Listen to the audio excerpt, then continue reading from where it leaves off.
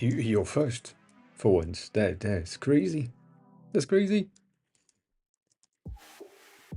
How's the flight?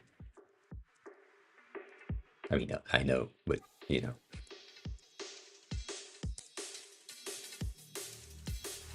the first chatting, yeah, doesn't happen often. As in, I think that's the third time. Usually,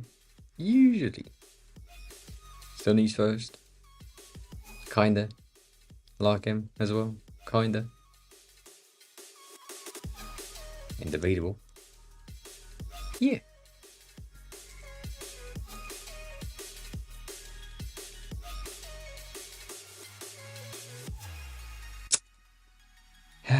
Golly, that is slow. Slow. So slow. God damn that. These lights are bright. I wasn't ready for that. I mean I was, but I wasn't.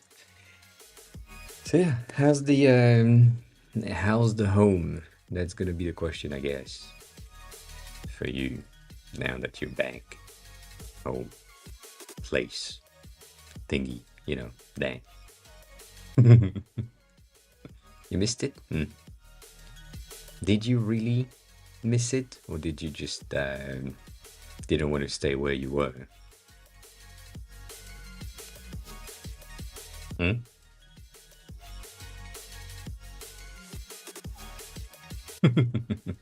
The zoom while blurred is pretty impressive. Um,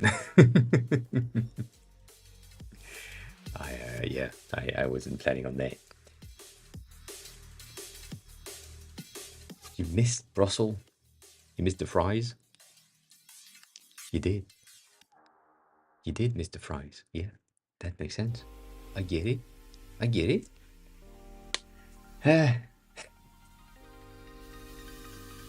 Yes. We've had like almost nothing happen,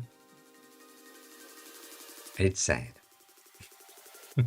I mean, things happened. Let's be real here. Things happened. Things that I can share, not yet. So almost nothing happened. I spent like the past basically 2 days coding. Another thing I hope I would say one day, but yeah.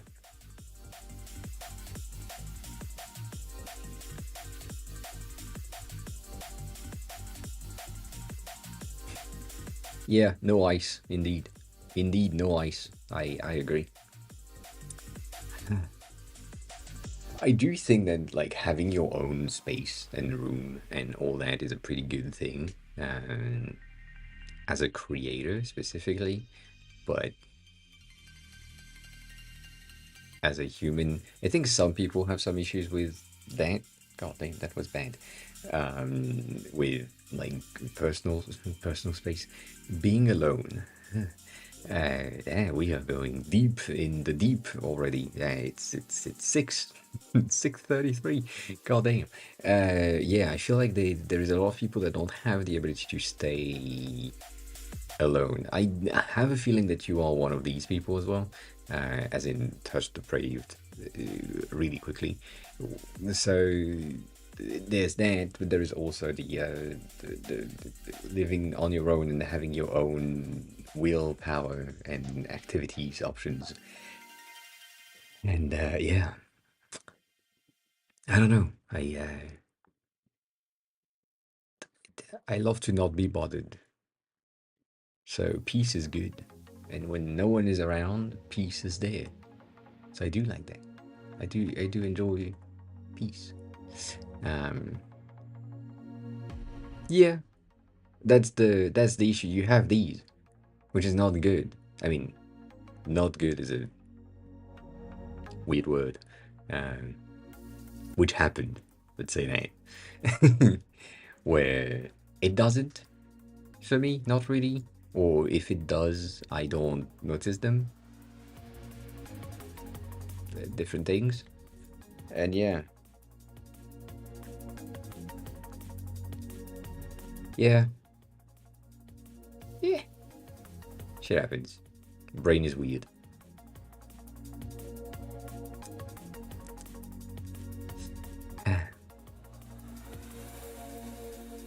Do that. If it works and if it helps, I think that's the most important thing, right? It needs to work because when I was in therapy and I was doing like some counseling and all that, not necessarily therapy for sure, because the person that I was seeing wasn't like a licensed therapist, but was in school for being a licensed therapist. And then on the last session that we had, he finally had his license, but that was the last session. And technically, right, couldn't really do as much. The thing that we have discovered together was the fact that technically didn't really need him for anything, because most of the thing that we had talked about and that we explain, and the tools and the behaviors and the improvement that I was doing, all of that I was doing on my own already. So, not as necessary as I thought. It might be necessary, or it might be good to go back to it in like, I don't know, 5 to 10 years, if that's a thing. And yeah. Yeah, you overprocess things, but you overprocess things with your knowledge of things, which I'm not saying that it's like non-existent, but it's like a different type of viewpoint than me as well, right? It's the same. We agree on that. It's like we both processes our things at a specific time, a specific rate, and also in a specific way that is aligned with what we know. So our processing is limited in a way, and when we have someone else coming from the outside and seeing and helping us process the same thing in a new view, that is helping, I guess. So if it's a good person and it helps you, that's all that matters. You know, that's all that matters. Um,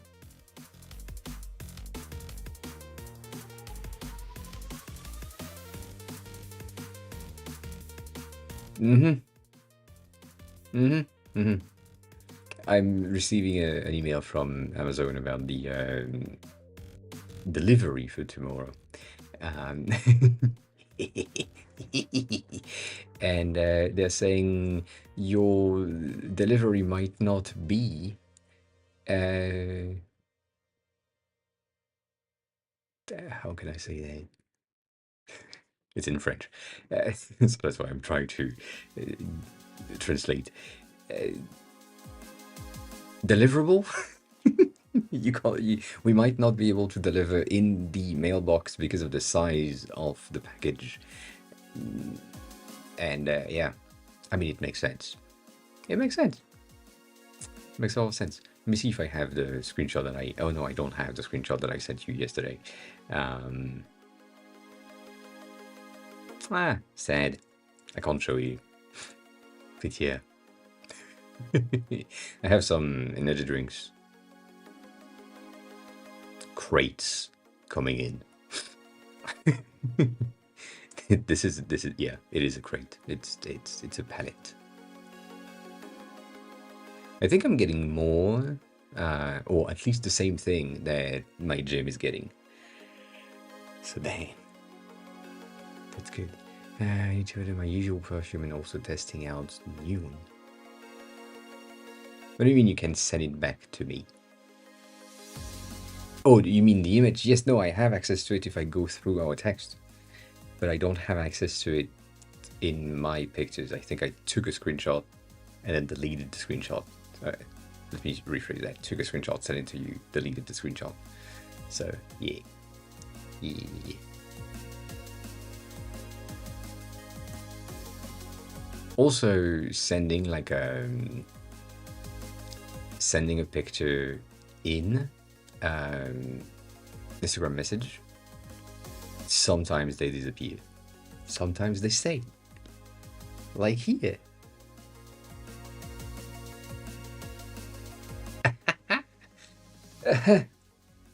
Yeah, crates. As I kind of did the math, the girl math on this one for what I'm getting, and yeah, it's gonna be cheaper overall.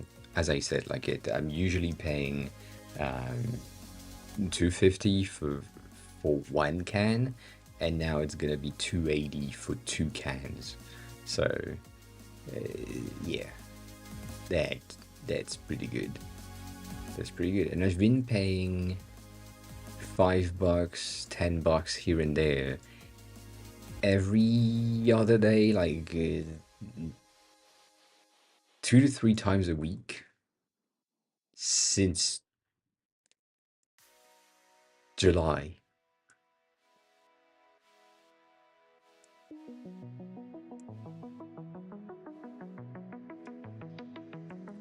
So yeah, it's not the best. Not the best. Anywho, we have some news-ish type of thing that popped in on the internet, specifically on Twitter. As always, a lot of people have been starting to share a lot of detailed shots and design things. Some of them I kind of want to touch on as current, future trends. Like these gradients in the app that I'm building, I kind of have this already, and now that I'm seeing it pop in more and more, I'm thinking about not having it because it seems like it is the current trend. And so if I have it as well in a different color, it's blue on my side for now, it might not really stand out. So we'll see. There was Dan. That was the first thing, and then there was also these things that I've been preaching for the past 28 years. I was 2 when I started. Uh, big ass fonts are kind of making their way in some designers' head again, which I've been wanting to have. And so this person specifically have been talking about big fonts for a while, but also in the example of streak count that we had last week from someone that just came in and just shared some design. They also had like some big fonts happening on their design, and I feel like this is also coming back and finally arriving, meaning that I will move away from that because I've been preaching for it to happen, and now that it's happening, I need to move out. So big ass font I'm probably gonna come in, and I just kept this one because it's the organic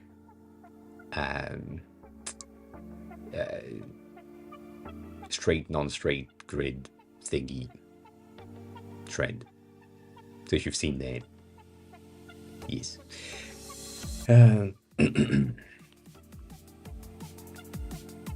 Oh, I have my one of my perfumes is so expensive. I forgot the name.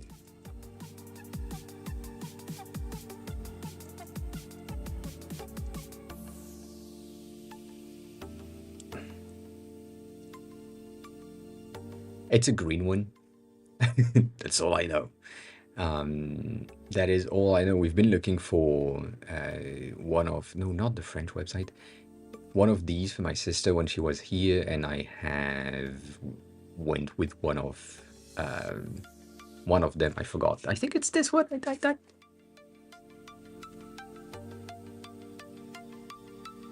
Yep. It is exactly this one. I remember that it is green. Still, hi. Good day, morning, time zone, all that. And yeah, it is usually Uh, uh, for the regular boxes or bottles or things, mainly because it's French, so obviously overpriced, and the flacon, that's the name of the bottle in French, is really cute and in glass, and it's nice, and it probably costs the brand 5 cents to make. So that's expensive on their sides.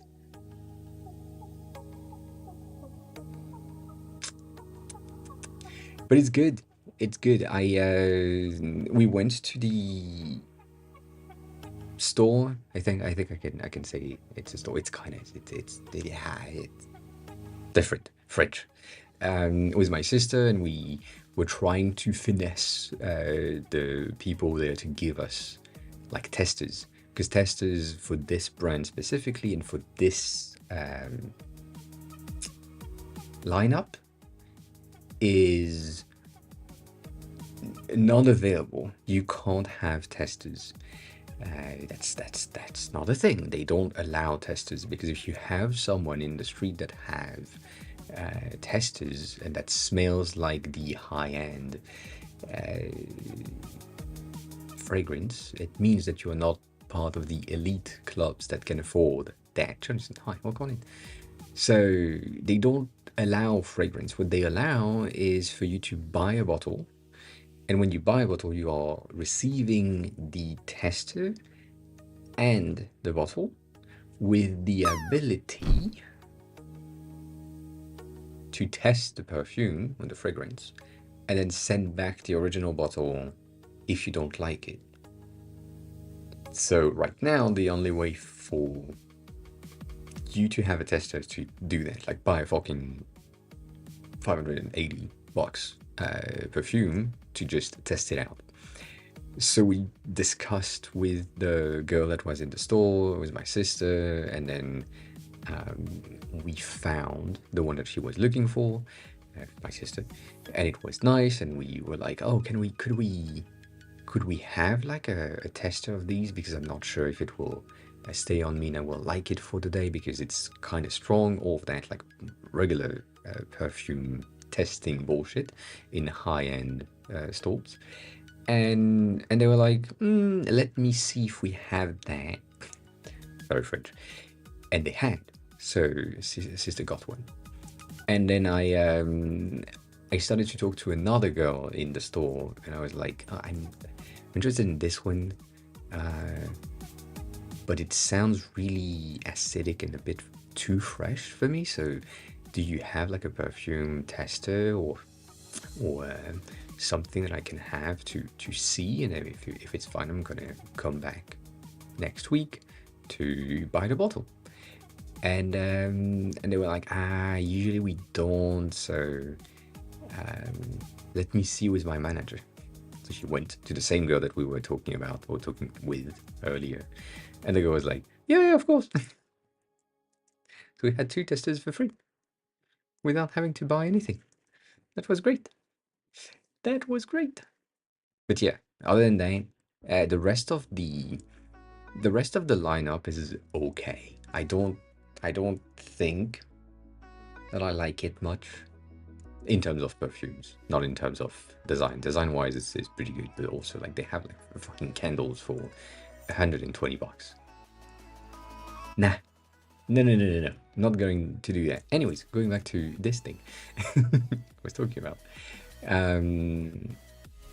So most of the design trends that I'm seeing have been like these gradients at the top, which is kind of same thing here, even though it's subtle. You have the head of the phone that is a bit lighter than the feet footer of the phone. So that gradient thingy is something that is coming in slowly, and I think it's going to be pretty impressive. I kept these ones because these big ass fonts are really good and also make sense in terms of where things are. So yeah, yes, please.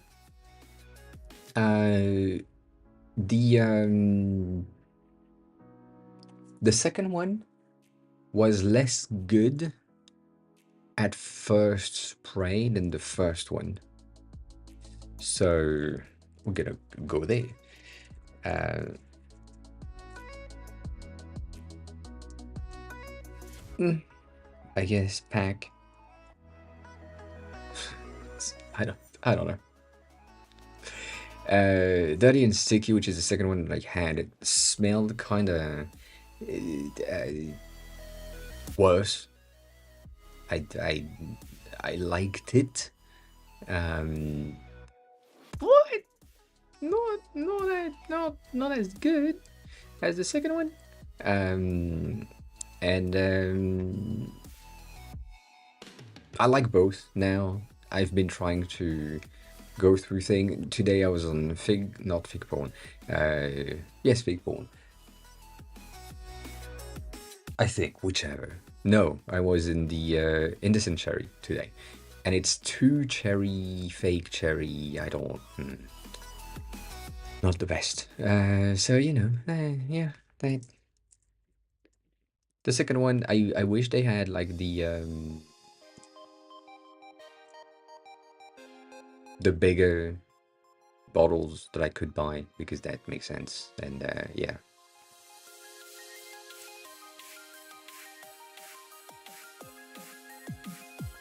I haven't bought expensive juice. Sorry, yeah. Dark and Drunk was really good. A lot of smoky thing. So if you like smoke, like cigarettes, tobacco type of notes, these are much better. Drunk Lovers is just cognac smell. That like the first hit that you have is just that. And these are cheap as fuck. They are testers though.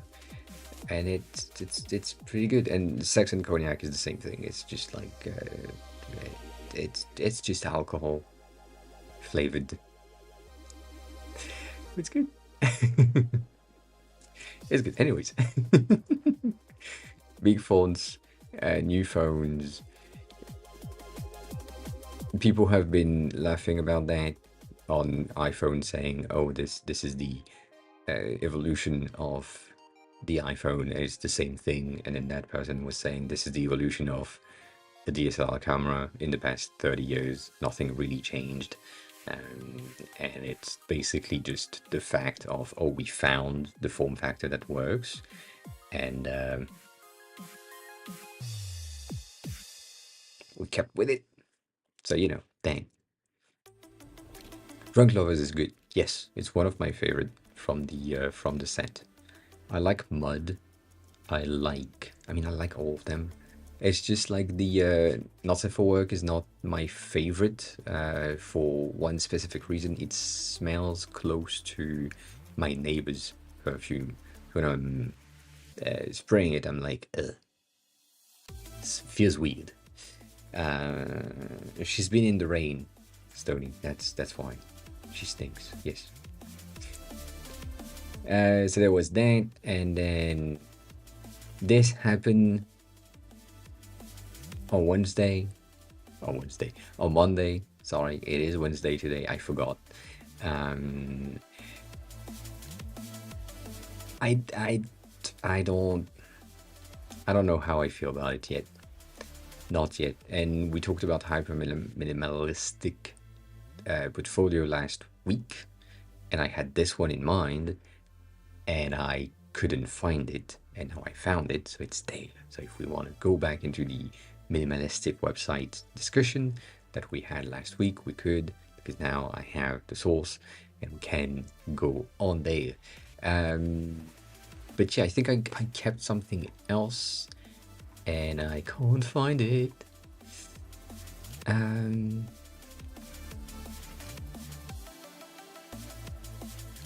Yeah, same thing. Is if you can see, I don't know if you can see that on screen, on stream. The gradient here is something as well. There is a bit of a gradient in between the top gray and the middle white-ish. So it's extremely subtle, but it's the same thing as the first design that I just shared. That's Again, it's just a trend. People are doing that, so I will probably not implement it as I already have implemented it. Um, but yeah, other than that, not much. Um, not much happened the past few days. Um,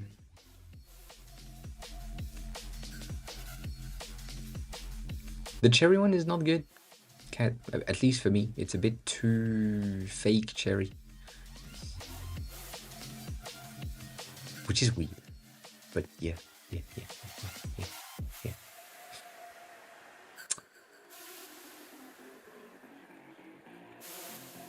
I yeah, I like that. I kept it because I like it a lot. It's not that complex in terms of uh, building it per se. It's just a big ass circle. Cool. But it's the transitions and the way that things work together that is pretty impressive. Though the functionality and the efficiency of this design is kind of shit. It is kind of shit. Um, so yeah, this still works. I was debating putting on the first one that you sent, which is the profanity filter, and I couldn't because I had other things to do. I might at some point. I'm not saying no.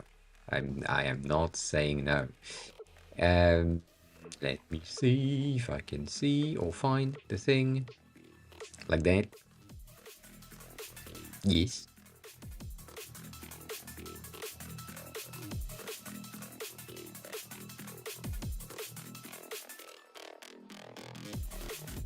And this, yeah, that's the thing that while it was happening, I was saying we need to talk about that specifically.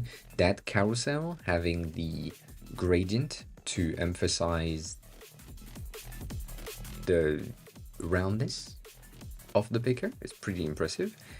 And then the color accuracy for the tone and the uh, bright light, cool tone, warm tone for the picture is pretty interesting. It reminds me a lot of what Figma has done for the tone of voice for the Figma slide uh, picker. So if you haven't seen that, it's basically that.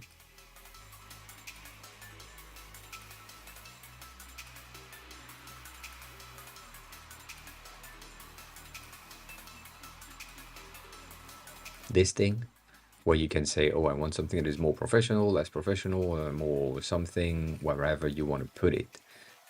But that is similar. It's not the same, obviously, because this is for uh, text and not pictures, temperatures, but still similar. It's not the first tool that does this specific picker, so I do like that. Someone talked about the fact that they had created something really similar in terms of texture for the multi-dot matrix things in the background, but I don't think Apple duplicated that. I think this is just a basic tone matrix that we've used. I mean, I've done that in the past as well. So yeah, I think that's about it. There as well. That now you can't unsee that. I'm sorry.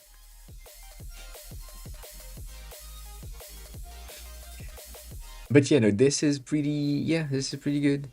I don't know how useful it will be. I wish it's unlocked, or I wish for it to be as unlocked as we can, so that we can have other apps, other tool to use that and say, oh, you have like a touch sensitive things or touch sensitive thing on the side. Actually, hi, what one? So I want that to be a not API, but like iOS Swift UI accessible because it could be good. Could. We don't know yet.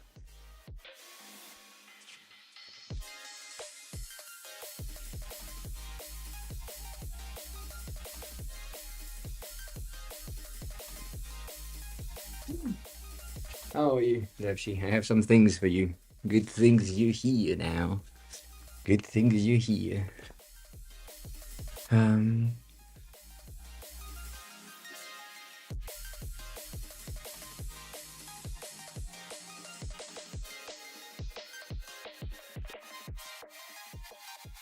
I don't think I don't think they reduced the cost of the phone by $30 with that.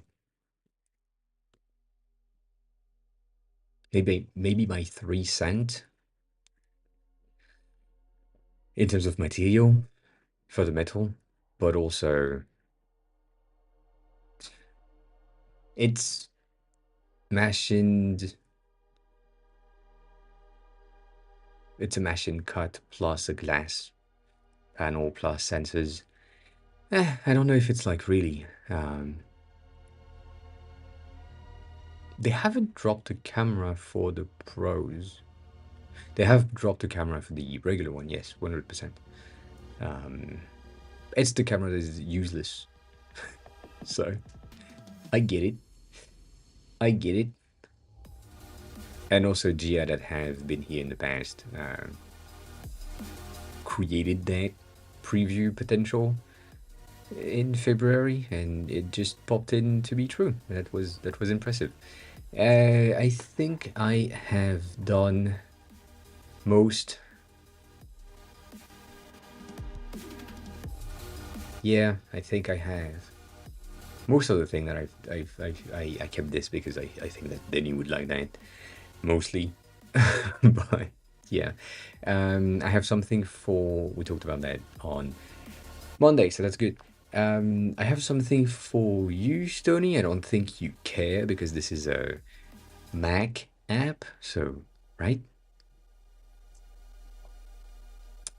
I don't know, but it's interesting. Yeah, something for Debshi as well. Um, is it?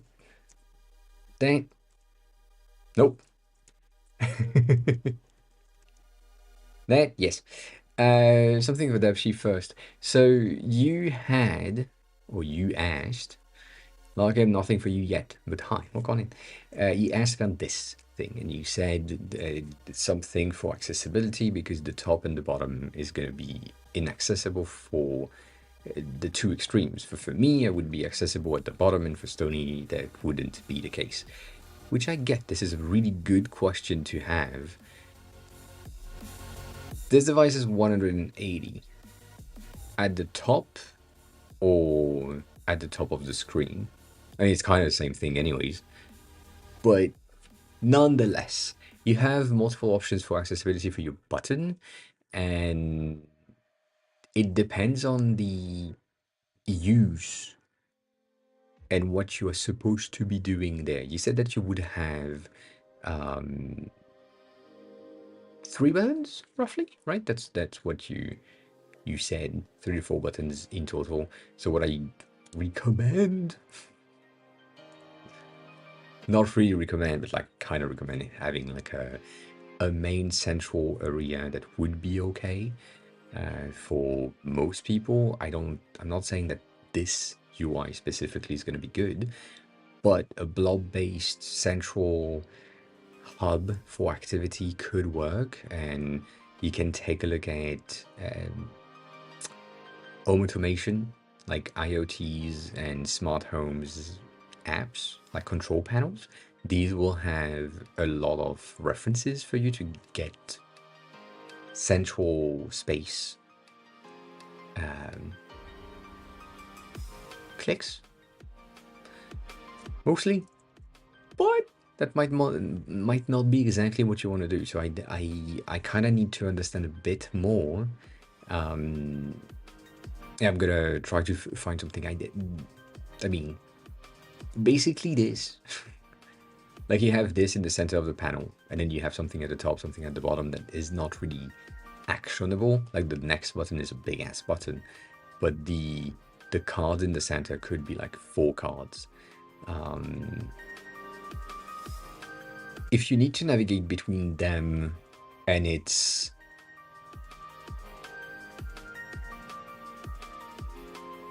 always the same, and it's some sort of a you can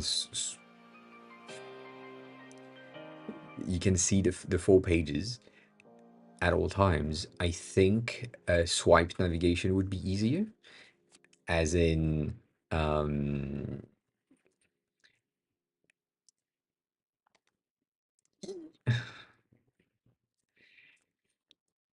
as in if you have like the full screen things, and you have screen one and then miniatures underneath of the four options, and then you swipe on the screen and you go to option number two, that could be good. The thing is, a tall person can reach the bottom of the screen with no issues. Danny, hi, welcome in. Um, like that is a zone where they could tap for sure. It's just not a zone where they would tap like this. They would tap like that. Looks kinky from underneath. So that can happen.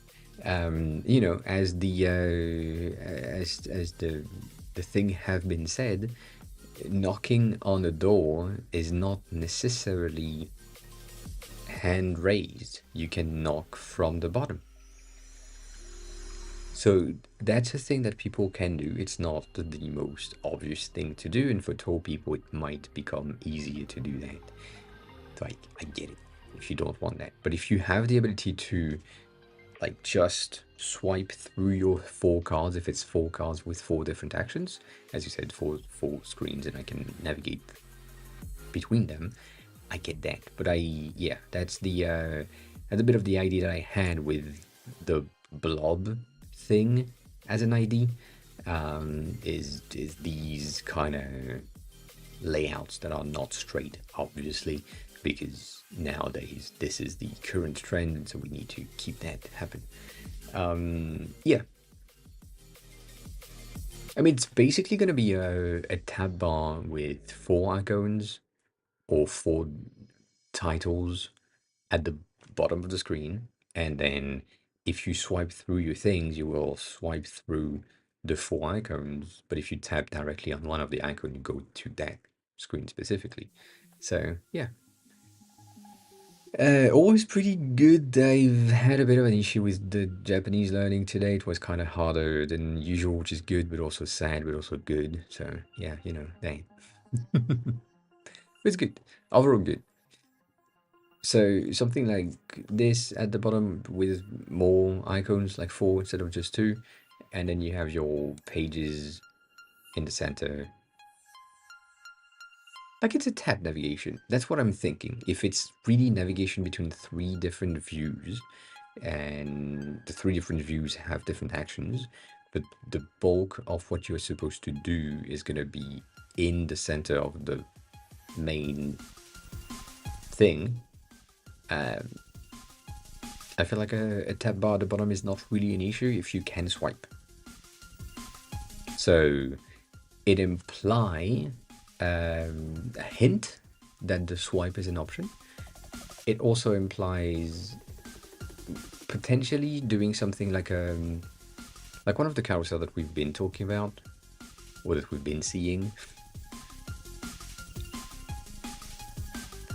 like on these. Okay, and I found the thing. I doubt it. Shit like this. You know, that the fact that I know that there is an option to scroll up or down, and that you just scroll the image. It's the same thing. It's the same idea. Having a bit of on the side, saying, "Oh, there is something on this side, and there is something on the other side," and that could be a hint enough, like they to help the user know, oh, okay, that there is something on the side, and I can swipe from side to side. So if you have like a navigation like this, like that's basically what I have in mind. So if that works for you, I feel like this is gonna be good. But again, because I don't know the content of the views, I'm limited in my ability to help on this one. If you want access to this, this has been posted multiple times in the reading list and or inspiration resources, whichever I have done. It's there. There is this one as well that we talked about last time. Both of these are really useful and they contain like a ton of micro interactions and rendering of things that work really good and really well for animations and transitions. That's good. Yeah. Yeah. If you have like a bit of a hint, that's the usual thing. If you have like a main screen and you have your carousel that is like, let's say this is your carousel. This is not enough on the side to know that there is something that can be scrolled, but if you just do that,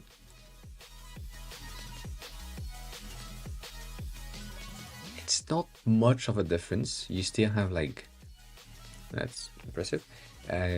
You still have like enough understanding that, oh, there is something on this side, and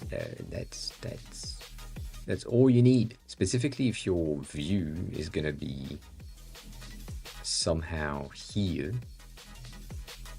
like the top is gonna be filled, but the bottom, as I just said, might be something like that.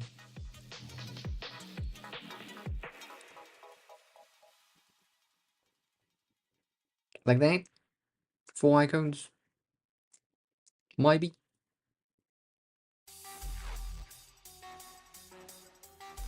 Or titles with text, if you prefer.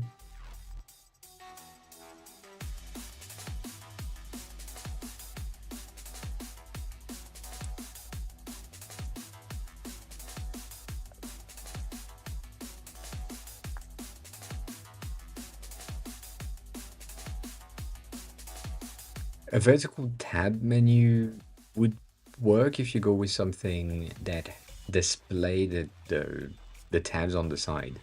So, what is it? God, they must call too much. That is gonna, I mean, the question goes back to the same thing. Do you need titles? Because if you don't need titles or you don't need anything, you can just do that. You can just have your selectors and say, I am currently on the first one, and the other 3 gonna be this.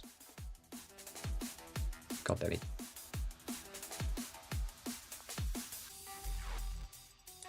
And then when you change the selection, this one is going to be smaller and this one is going to be like extended because it's the current page that you're on.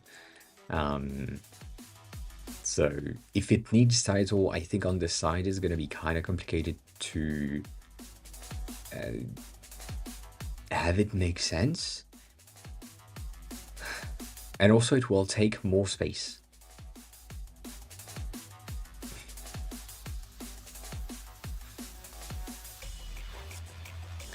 Because we want money.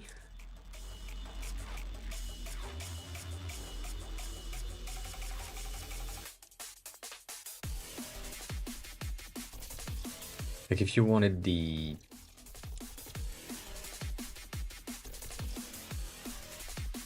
if you did it vertically instead of horizontally, and you did something like this instead, right? And this is the active, would be the other way around, but that would be the active screen, which is the first one. I feel like you lose, or you potentially lose, like a lot of the visibility and all of the content. Um,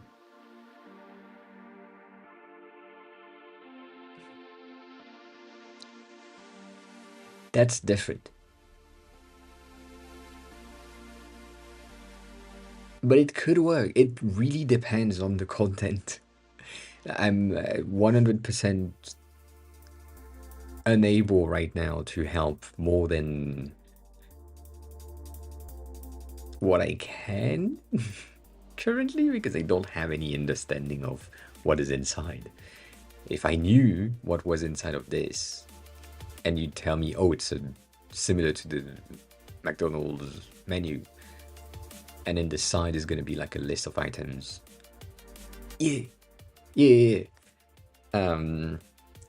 100%. But if you tell me like this is going to be like a lot of content, and you have like navigation, and you need to see the stores, and you need to see other things, I'm going to go with the navigation at the bottom. That's going to be way easier, specifically because I'm looking at this. And for me, this is like it's not necessarily like a menu things.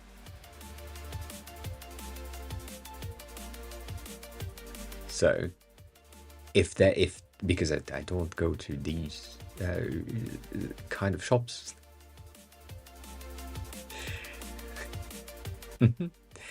um, it is an ad display. That's yeah, that is kind of what I had in mind, like a mall display things. Um, so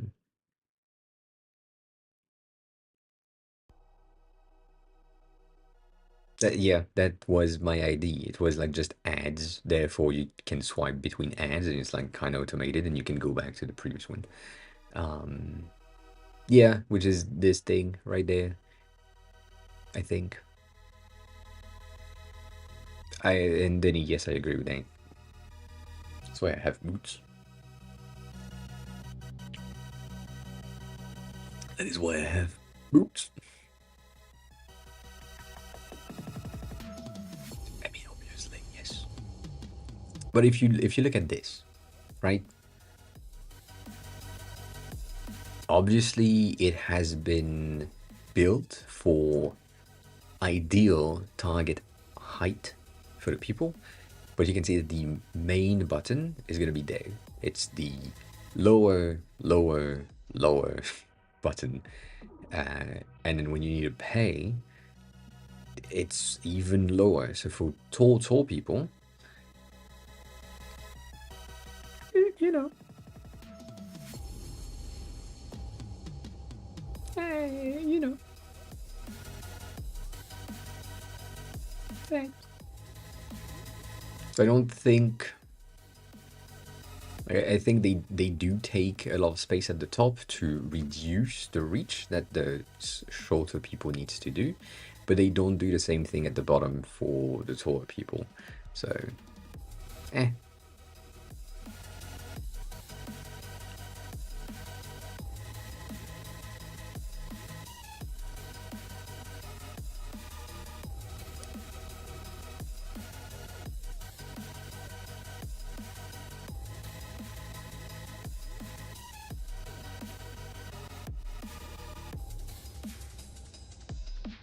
Even if it is not a real design, it is not meant for tall people. This specific preview thing. Nonetheless, that doesn't change the fact that this is basically the thing that I had in mind with the ads ish, navigation ish thing.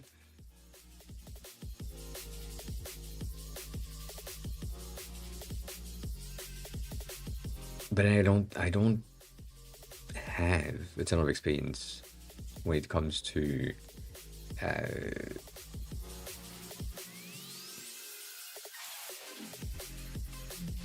mean, for me, that's what came to mind. That's why I'm really in there. That's what I had. in mind immediately when I saw the device. I was like, oh yeah, that's a navigation thing.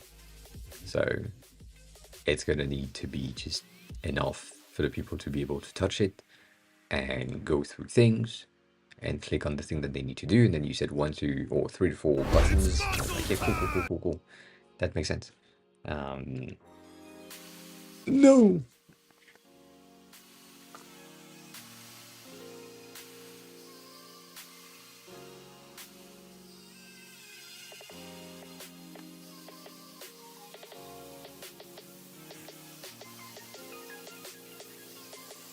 I'll do that if you do one.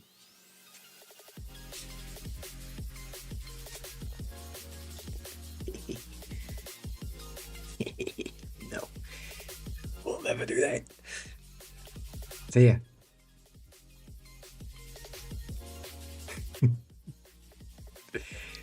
um,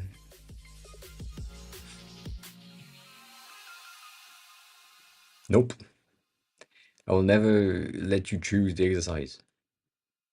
It makes no sense. Makes no sense. The only exercise I can do is this. So, I mean, technically this. I'm not, yeah.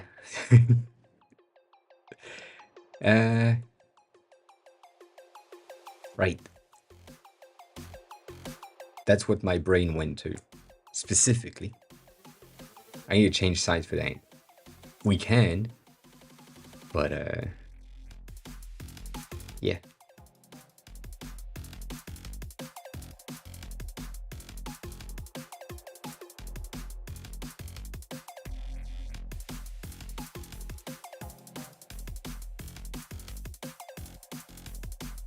Always excuses. Always. So yeah, that's if that's the other option. If you have like 4 buttons and you need to navigate through things, then this makes sense. Having like the split and just give the ability to the user to just say tick tick tick tick. That's good. But yeah, again, you can see how these specific buttons at the bottom might not be highly accessible for taller people. But yeah. I think this is the welcome screen.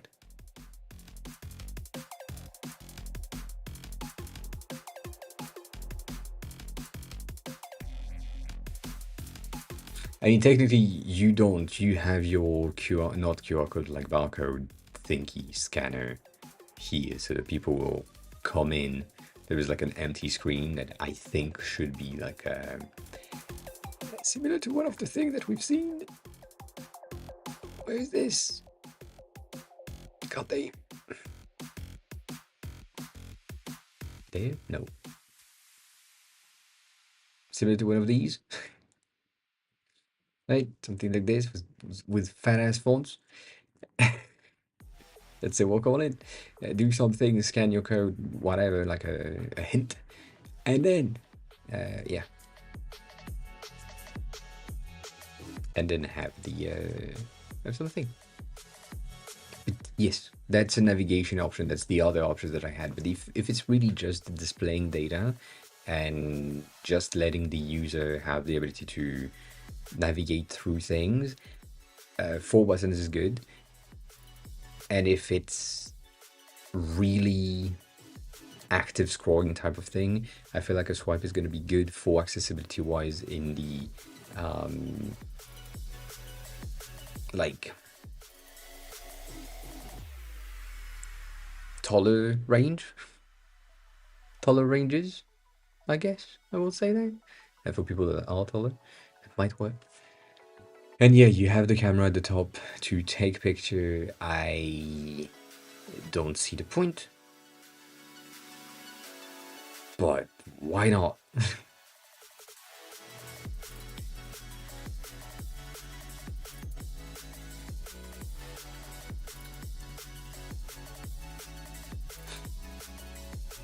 Sort of these.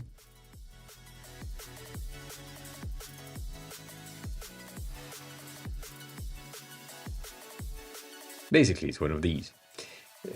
The camera at the top. But yeah. If it's one of the, going back to what you said or talked about or um, hinted at,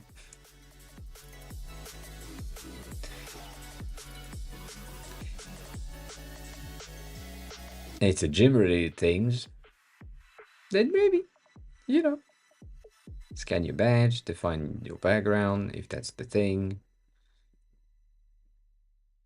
I don't know.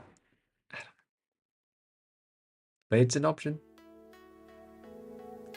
It's an option. I don't know if taking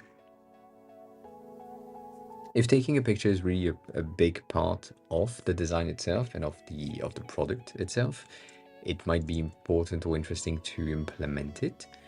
But if it's just a side note and you can take picture if needed, yes, then meh. I don't know. Again, because I don't have much information about the project and the product and the content, I am left out in my ability to just help more. I don't know why I came back here, but I came back here.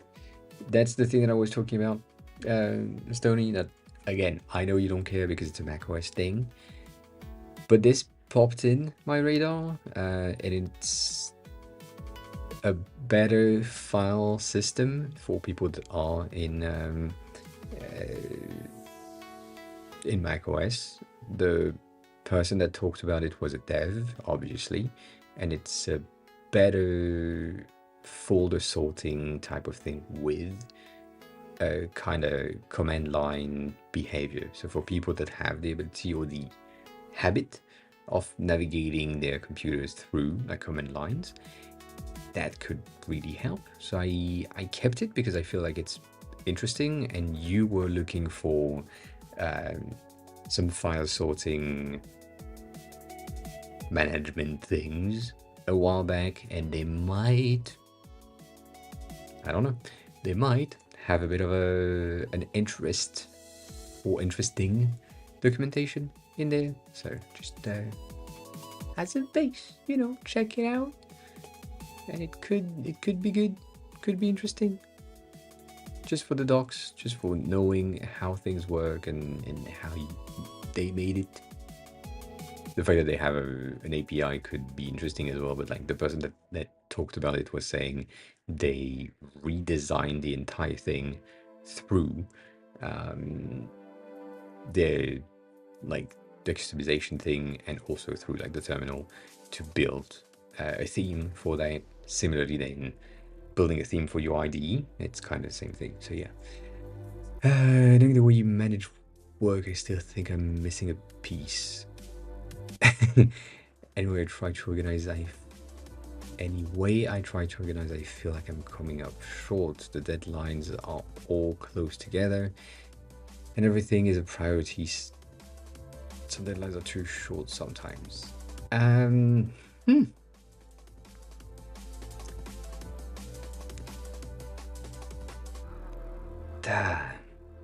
I feel that.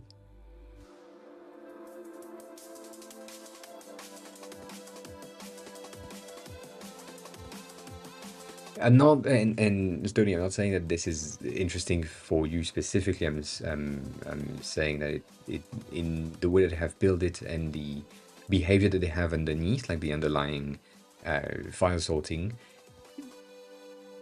could could be interesting for us to have like a bit of a behavior definition, because I don't really have any interest personally in going other or using something other than Finder for navigating my files on macOS. And you are complaining, for example, about Windows 11 changing their file system sorting thing and using the Windows 10 version because Windows 10 is better for you. And I get that in terms of functionalities and things that have been removed, for example. I know you can't test it. I'm saying, like, look at the docs, look at the API, look at the way that they have built it, and that could help. I don't know. It's a fox, also. Hey, yeah, eh, it's a fox, you know.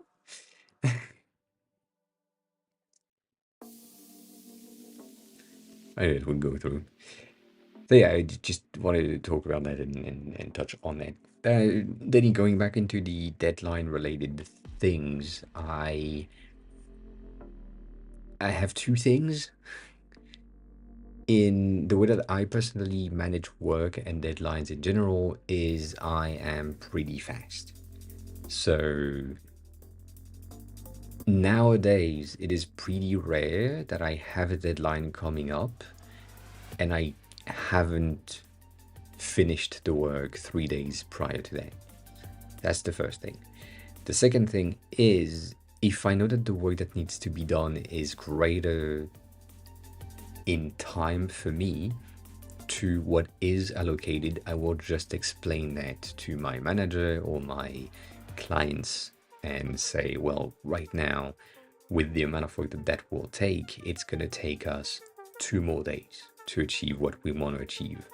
So instead of trying to just uh, force myself to be good and on time, I'll just say I'm a one person or one person team.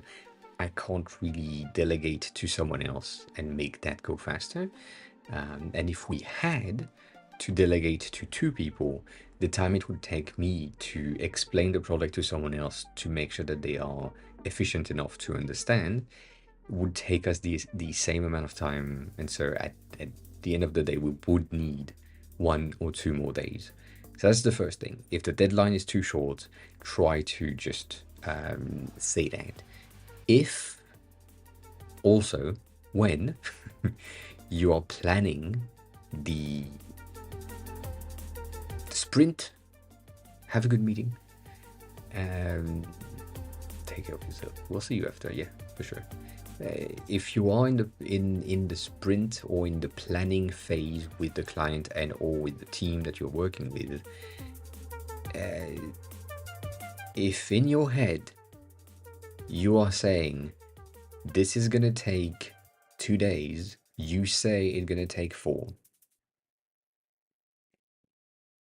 That's the best advice that I can give you. If someone is asking you how long is this gonna take, you know that you will take a day to do that, you say 2 days. You know that it will take 4 days to do that, you say 8 days. Like you say a week or a week and a half. You never say the exact thing that you have in mind. Because if you do, and something come up, you fought. And that's the main point. So in order to avoid having a deadline coming in and just not being able to uh, manage that timeline, uh, you need to take a buffer, and so doubling the amount of days is usually pretty good. If you go from 10 days to 20 days, that's a bit massive. So taking like a 4 day max as an addition is going to be good. If you know that something is going to take 20 minutes and you say 1 day, that's good. If you know that something is going to take 1 day and you say 2 days, that's good. If you say you see 6 days and you say this is going to take 2 weeks, 4 weeks, which is like 10 days of work, that's okay. But that can only happen if you know how fast you are. So in order to do that, you need to work as much as possible, in order to know your speed. When you know your speed, you can plan ahead accordingly. But the most important thing is going to be telling the team, oh, that's going to be taking a tad more right now. So yeah, almost double most of the time. That's going to be the easiest thing. The other thing is, right now, you are a contractor. So you are not an employee of the company. You are mostly an employee of the company because you are working for them 100% of your time, as far as I know. Kinda. But you are a contractor.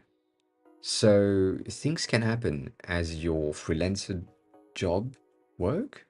And you can say, well, for next week, I have another client coming in or starting next week. So this deadline is not going to be feasible. So we need to have a bit of leeway here because I need to manage other clients and other projects that I'm working on, even if it's not true. But you can always say that and just say, well, I don't have the time this week for to allocate like that amount of hours to your project specifically. And one of the things that we do, which is pretty good in terms of salary wise, money wise, is if you want me to put priority on your project, it's going to cost you a bit of a premium.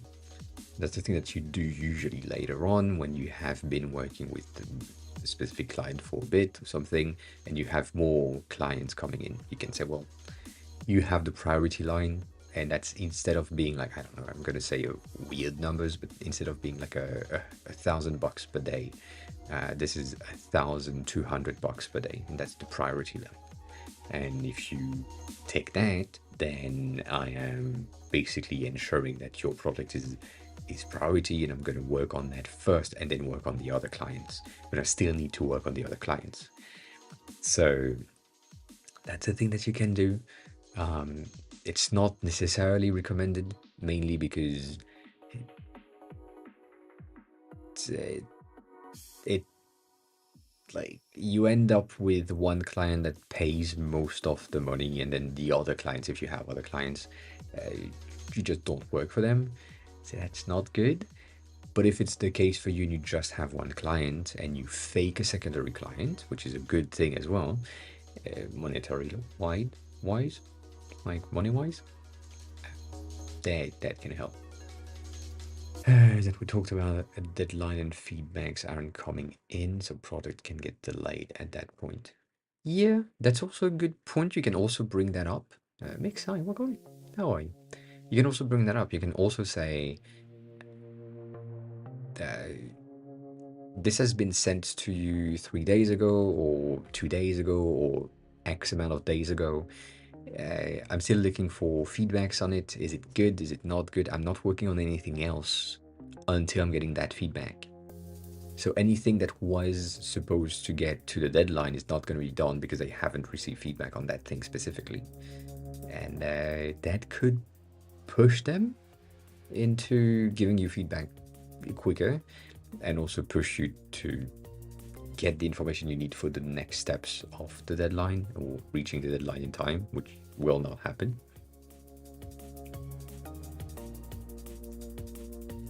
But yeah, if it's a feedback related things, then that's on them. I don't know if you've seen Brett's Design Joy system, which is like a Trello board where client get a Trello board, and then they have tickets, and then the tickets goes from doing to invalidation or under review. And when you have the review that is done and it's validated, then and only then can this ticket move into done, finished, and another entry can go into the doing. And so if you have that in mind and you take that approach way of working for your freelance work as well, then it just means that if the ticket is staying in invalidation for a long period of time, that's on the client, and you're just waiting for validation, and nothing else is done in the meantime, which means that you work on the other client's work in the meantime, which is pretty good.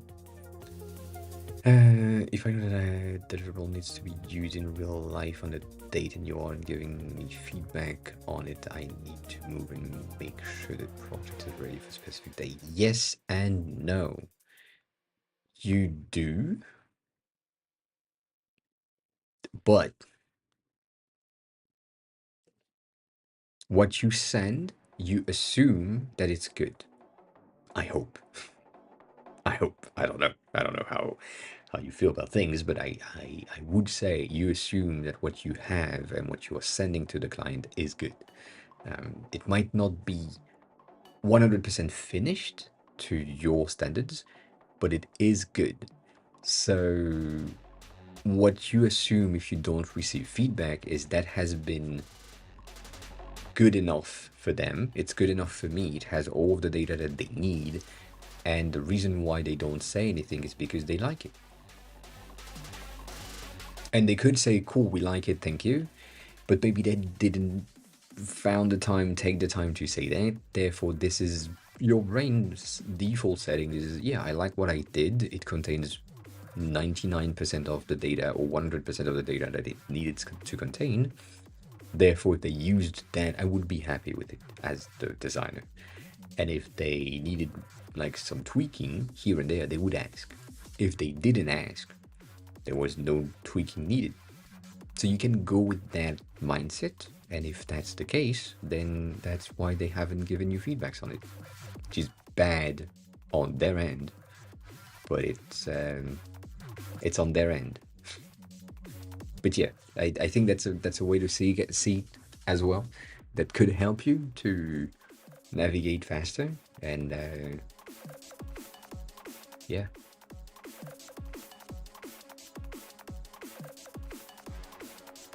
If you have the need for more things, like for the same deadline, if you have the need for multiple files or multiple deliverable that they need to have access to a specific date and they only have one, and you're waiting for feedback to ensure that this one design direction is good and the rest isn't done yet because you need validation of the design direction, I get it.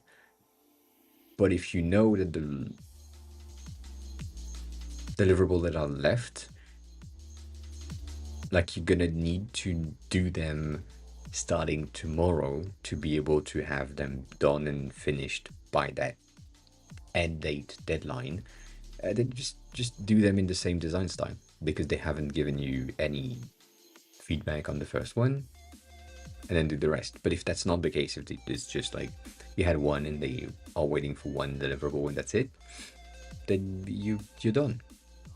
One of the things that you can also do, I hope no one from that company is watching the stream, but in your waiting time, you can bill your waiting hours.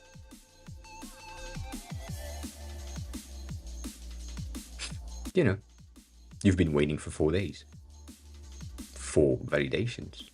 So in the meantime, you've been tweaking things here and there. You've been moving things around to ensure that you have like different variables, just in case they were giving you like some feedback at some point. But you've been working on that and waiting for feedbacks, and you've been working for them for the past 3 days, moving buttons to the left, then to the top, then back to the right, then back to the left. So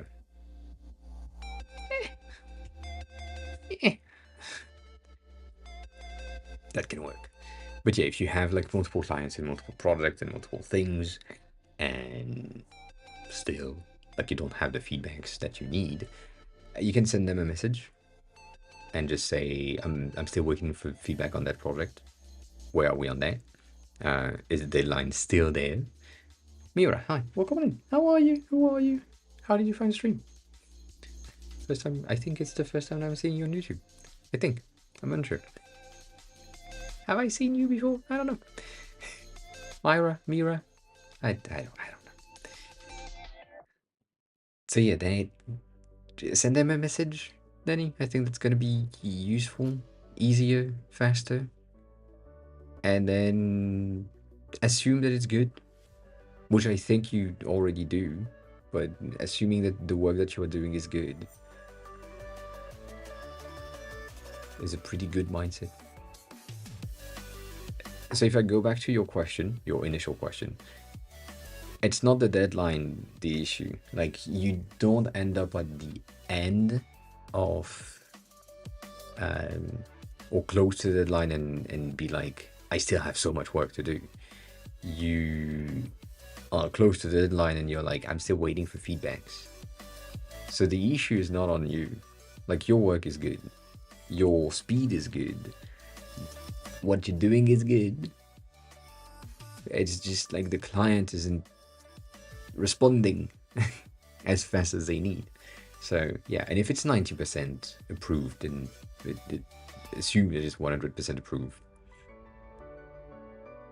Also, one of the things that can happen is you have a meeting that is um, a discussion about the previous version before you send the last one. And in that discussion, the client said something along the line of, "Yeah, if you change these things, then we good." Therefore, they assume that you know that it is validated if you change the thing that they talked about during that meeting. So that might have happened. It might have slipped out of your brain while you were discussing the progress of things. But then again, you're never too sure, and sending a message doesn't cost much, as in almost zero, probably 2 minutes. And then, it's enough. I think for me, it's like kind of enough to just have the information and be sure I have the things.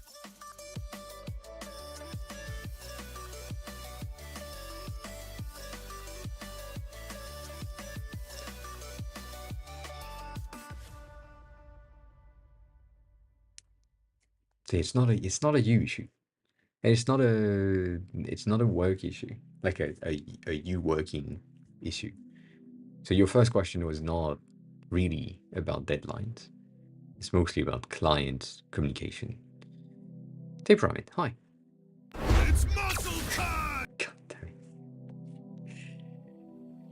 it.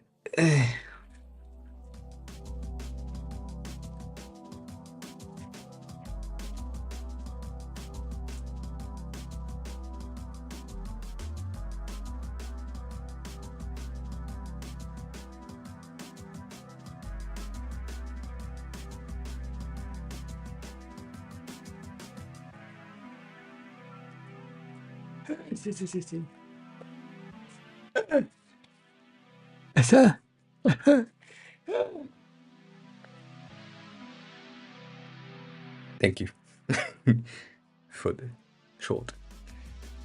Yeah,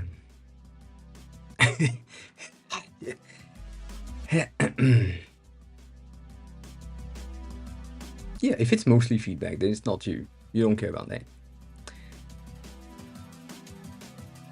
I mean, it's not that you don't care about that. It's just like the end of the week is in 2 days. Canada is midday right now, so they basically have 2 day and a half. And if you just send them a message right now saying this is about the end of my day, I'm still looking for feedback for this and this. Where are we on that? I'm hoping to have like some feedback when I wake up.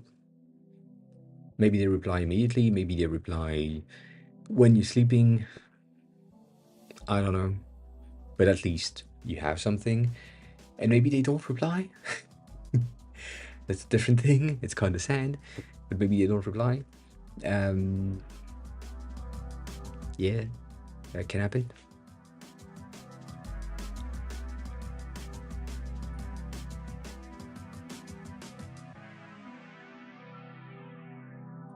And Mix, I think you blew it out.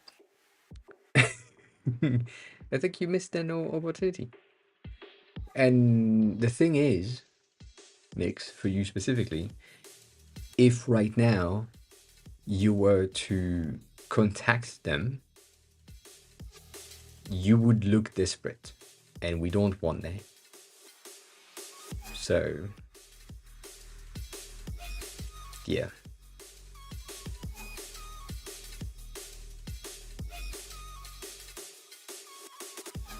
As I said, like this happened multiple times for me because I'm expensive as fuck. God damn, I can't speak. I'm expensive.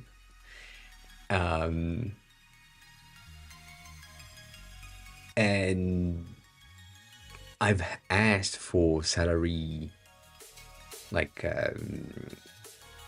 amounts that were mostly higher than what they were willing to spend, and I just never heard from them again. To the thing, Mira, we are on Twitch, so on the other side of the stream, I'm streaming on multiple platforms at the same time. We are talking most of the time about design, and if you have like any design question, feel free to ask. That's the main point of the stream. And so people on Twitch, mostly, you can see them at the bottom of the screen, are asking questions, and from there, I'm trying to help.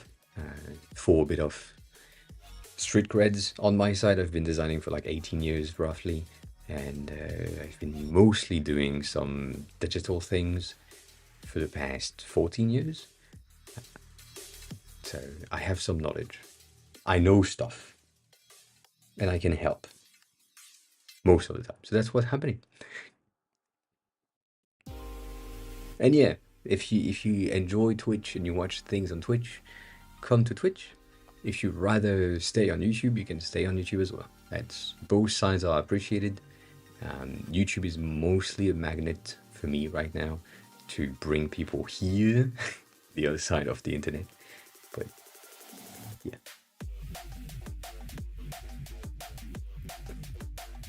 Like for example, one company, they had like a budget of like 60K or something, and I asked for like 80K, mainly because I didn't want to work in that company. And that's what happens most of the time for me, is like if the company itself is offering a job and TG_Khalil just resubscribed for 31 months. AAA or AHI? Khalil, hi, welcome in. Thanks for the resub. 31 months, goddamn. That's a lot. Yeah, appreciate it. Welcome back. Enjoy your emotes. I hope you're good. So yeah, if the company itself is doing something, they're looking for a designer, and they're looking for a senior designer, which is my case, and the company does stuff that I don't really like, but they are still offering a job, I will ask them for more than I would be willing to have on a regular job. For example, this one was doing some insurance, like not life insurance, but like car insurance, house insurance, algorithm thing to ensure that the insurance company could get paid as much as possible based on the user data. And so this is shit on its own, right? It is. Also, Marvel and hi, we'll call it. How are you? And so for this one, I knew that they wouldn't be willing to spend like too much. So I asked the HR person, I said, what's the range for this thing? And I asked for the high end that they had. And I said, well, I was hoping for something around there, but it's negotiable. And even though I am absolutely fine with 60K, I asked for 80K, which is like 20K more per year. And so if they were to like reduce that to like 75, I would be fine. If they reduced that to 60, I would have been fine. But just because I'm asking for way more than what they were expecting to spend, I never heard from them again, which is good because I didn't want to work for them in the first place. So that's what I do when I'm asking for more. And if you haven't heard from them again for the past 3 weeks, that probably means that you blew it. And it's fine. It happens. You need to just find like another job option. You shouldn't contact them. No. If you ask for something and then it's been months, that's probably why. And then you go back to the thing and you say, well, you know what, maybe I can take less.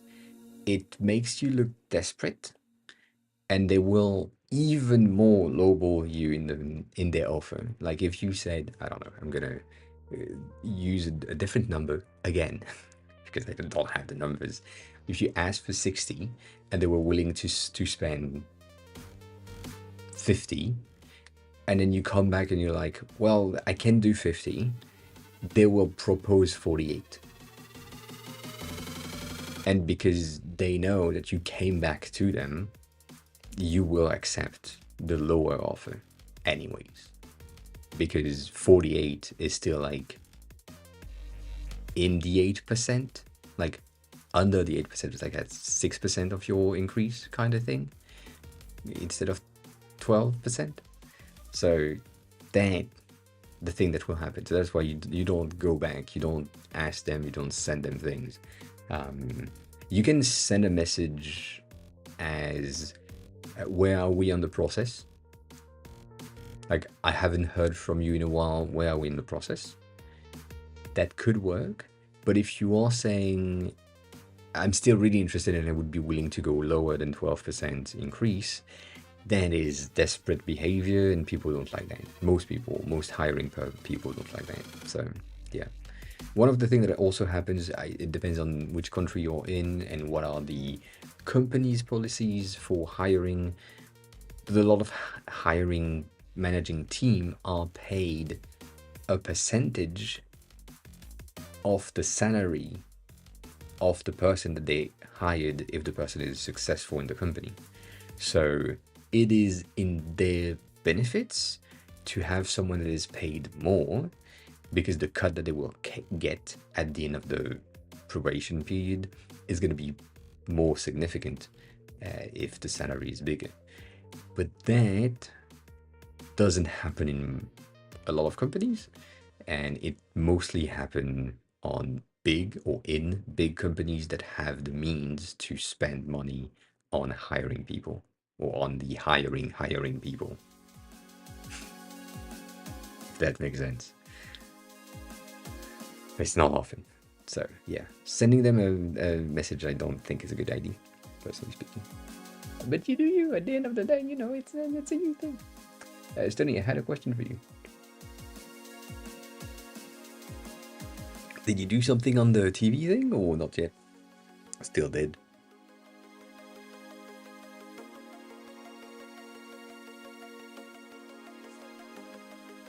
I guess that's the answer to my question.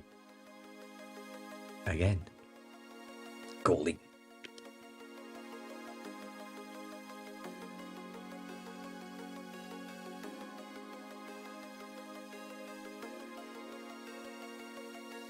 Alan, hi. Welcome in. How are you?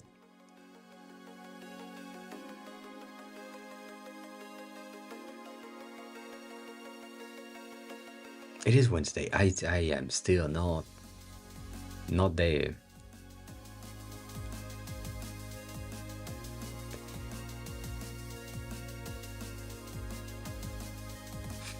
Drink! Fair point. Fair point. I'm gonna need to refill that soon.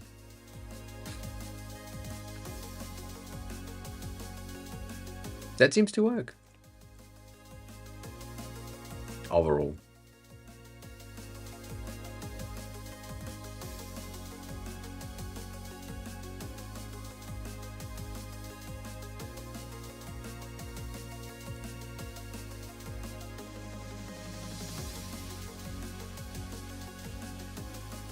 I don't know if I can. It doesn't seem to let me click on the play button and do something about it. So, I don't know if I can.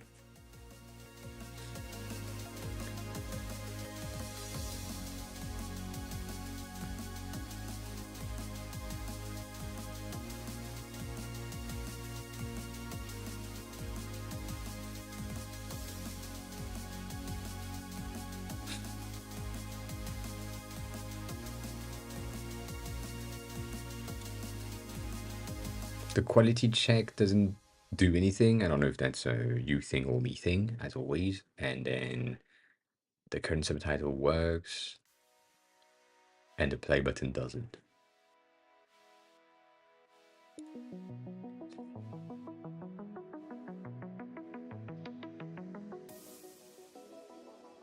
It changes after it changed.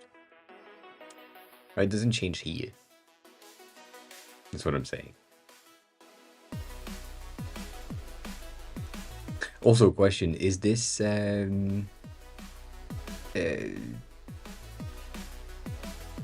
mean, this is the this is the desktop version of the player. This is not the TV version of the player, right?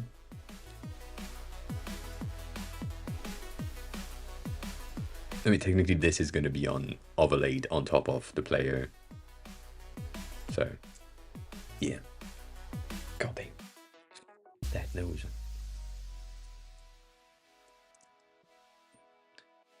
So,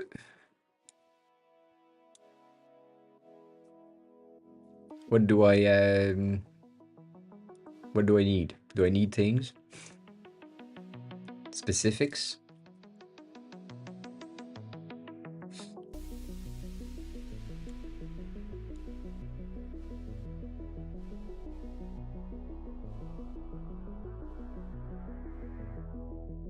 Network and check. Disable cache? Where is that? Oh, there. Thank you.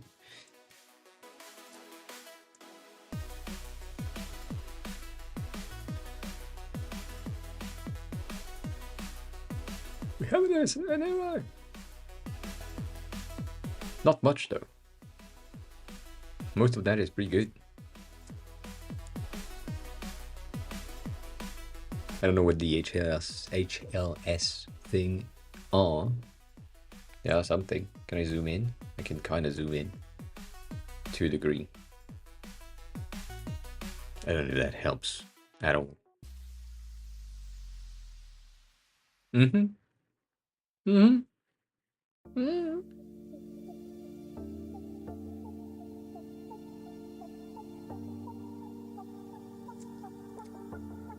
But I'll just refresh, just in case, you know. Just in case. Also, I'm kind of in the preview thing, so I'm gonna close that. Oh, I hate this.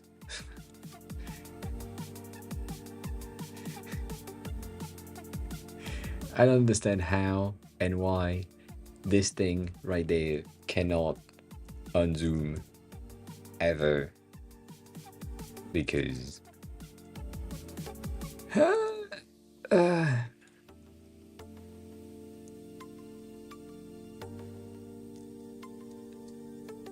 just refresh that. Yep, still broken.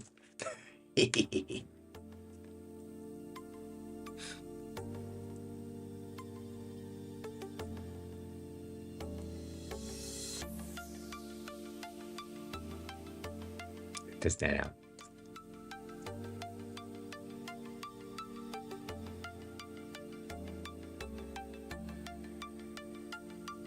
Nah.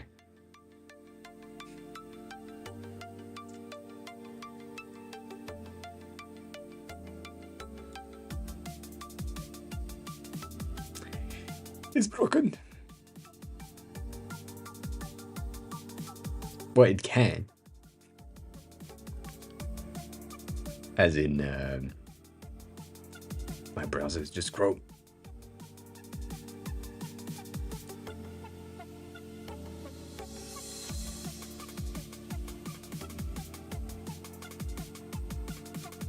We have that. Oh, it lags. Oh, ooh, ah.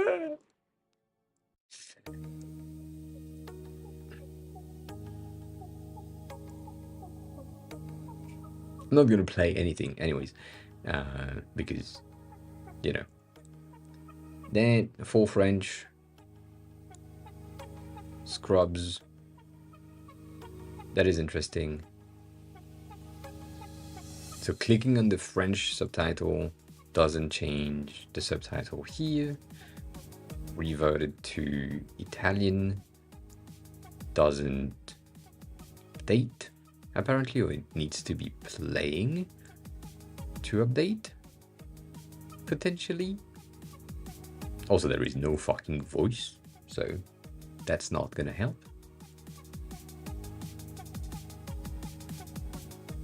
it reverts to Italian. Okay, so it needs to have something playing at the same time and subtitle to be used to apparently be reverted or swapped. But now I switched to French and it didn't switch to French. And if I switch to Italian, it switched to Italian immediately. If I switch back to French, it doesn't. But English does. So I feel like one of them is not downloaded or parsed properly to have the data, probably.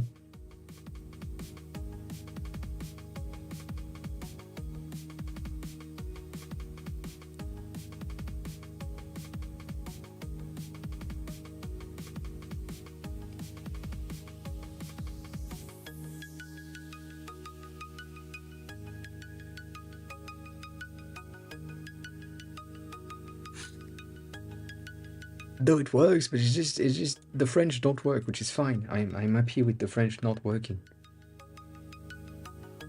But it's not to be displayed if it, that.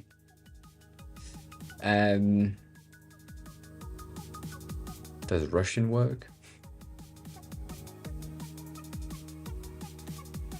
Can you give me some places where they speak?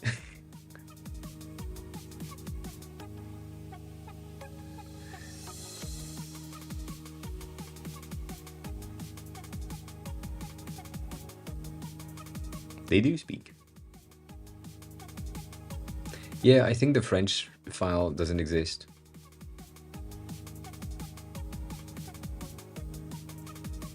Which is crazy and really good. Though it didn't change the quality when I clicked on the new quality while playing, which is interesting. And in the settings, these things are not there, so yeah. I appreciate that. I appreciate it.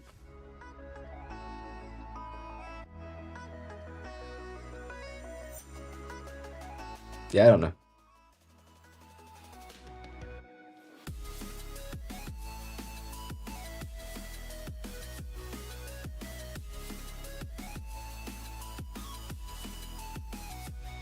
I've seen that style in hentai. Most likely, but we can't play it, so that's good. That's good. No, the ship is not working, so that happens. Right now, makes the players what Stony has been working on, and that player is using like a lot of things and getting data from a lot of places.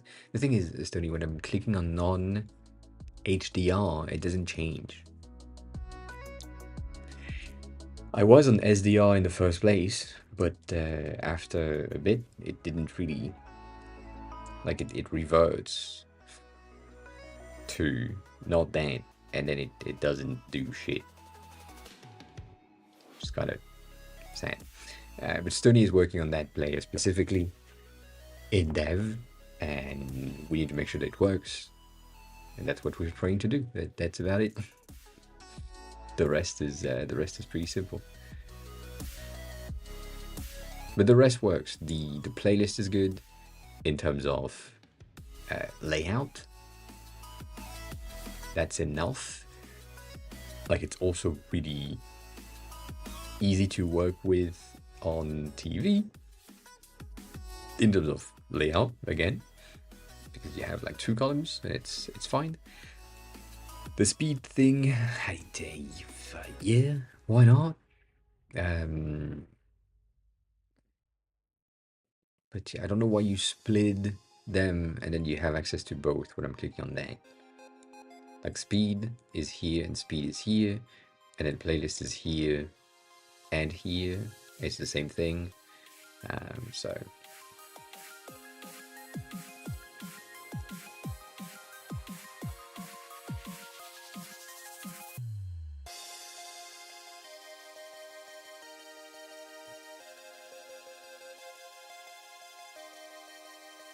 mm-hmm. Mm-hmm. Mm.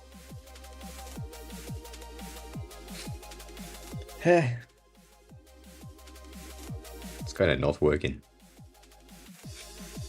It's buffering.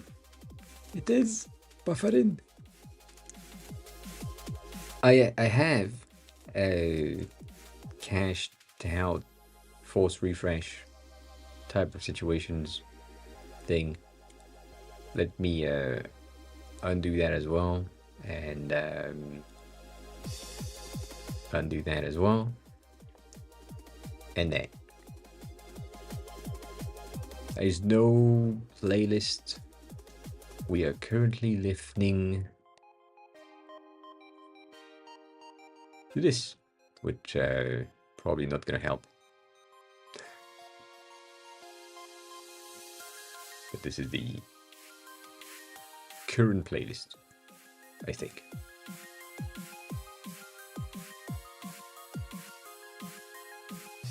Hey, not really, but kinda, yes.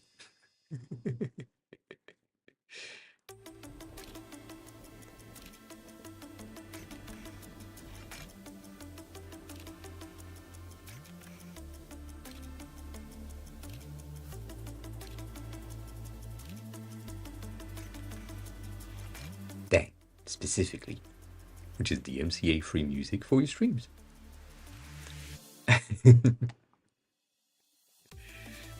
It's still buffering.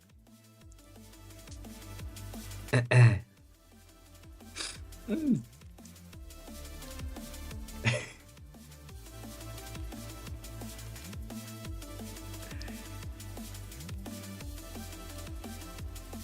Anyways, it doesn't change much in the fact that it doesn't really um, answer the question that I had. Did you do anything on TV yet? Or did you just do something on the player? Not saying you didn't do shit, just saying, like, just asking. Loki, hi, welcome in. What do you need help with? Tell me. What do you mean flying blind? You have the layouts. That's all you need. You have the contents on desktop, and you reuse the same things. That's it. It's not that hard. And even then, I wouldn't use what we have on desktop. Anyways, I would just use system things if I could.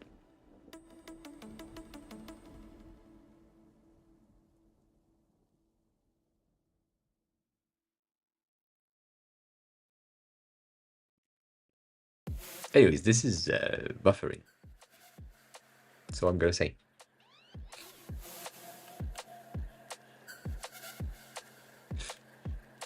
Buffering. Did you share something, Lokesh, somewhere? That we can have a look at?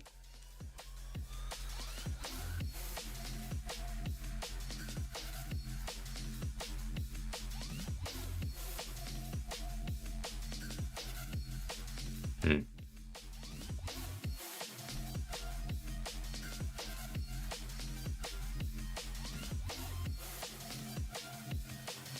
Oh, and you may have been in the ads. Sorry about that.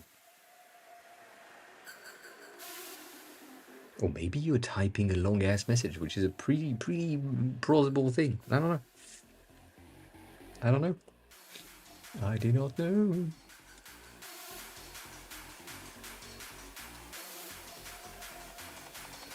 Going back to the discussion that we had on day kinda when Friday last week, about sponsors of the channel.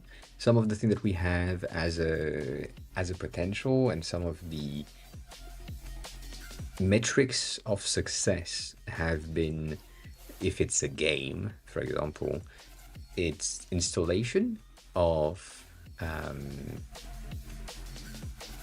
and retention, and then spending money on the thing. So if there was something game-wise related where you would be willing to install the game and play the game for like a month or something, or sporadically throughout a month or 2 months, what would it be? Like kind of design related as well. It could be like Duolingo if that was a thing. I don't know, but if that was a thing, are there things like this that are interesting to you? Anyways, I was making a dashboard and there was 4 different graphs that I want to place a button which on clicks we show insight or about the graph iteration. I want a fresh ID. How can I trigger it? You can trigger an information related things with a teeny tiny I next to the name of the charts things on your dashboard. Redmer, hi, welcome back. How are you? You can also have a button that says more info. That's always an option. You can just click on the card, like if it's a desktop-based thing, the hover of the card is going to give you the pointer finger from your cursor, and therefore you can imply that there is a click. It's not the easiest to understand, but if that's an option. What else can you do? You can you can also have the same thing on hover. Like on hover, you have the pointer, but you can also have the card itself like kind of grow to showcase, oh, there is an interaction that can happen right there. So you can do that.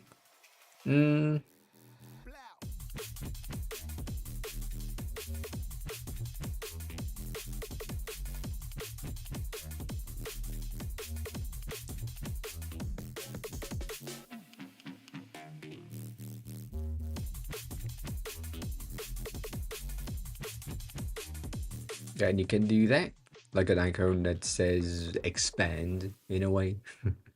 It's the same thing as the tiny I. But yeah. How can I share or show the AI insight? As in, AI has looked through the data and it has insight for the user. And you want to disclose that it is AI generated and not like user generated. Is that what the question? The current state of AI related things is gonna be the tiny shiny icon next to it. So you can do that.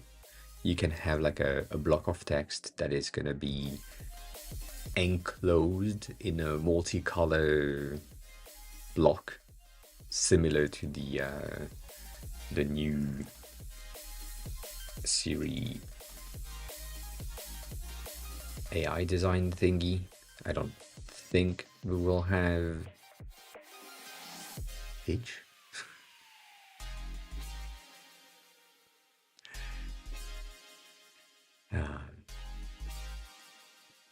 Like for Apple related things, when you are asking AI related stuff, the keyboard is multicolor. There is like a ton of interactions, animations, tiny shiny things here and there. So you could do that, a block inside of the card itself that contains like information related to that. But I feel like most of the time it's going to be the regular cards are going to be white, and then the AI related stuff is going to be kind of colorful to ensure that you have the understanding that it is coming from outside. Guess this is the easiest way of doing it currently. But yeah.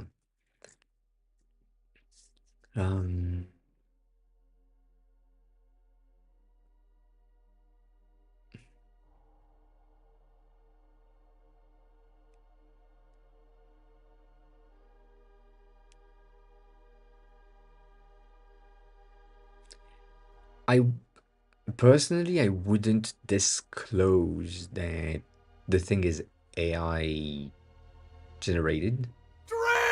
I know that's a bit like counterintuitive, specifically now when everything needs to be AI and people needs to know where AI is used.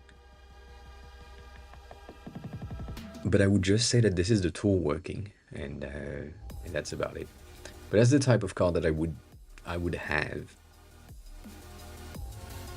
like tiny, shiny, sparkle icon, and a banner type of thing that has that type of gradient, saying, "Oh, this is AI powered insight," for example, um, and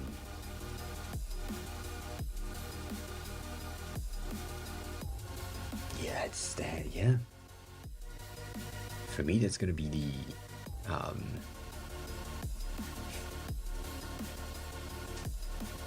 the easiest way to implement it, by the way, because you can really have or take or do um, something like a banner or notification thing. Let me see if I can have that. Eh. Like you're gonna have something like this, right? And it just has the icon.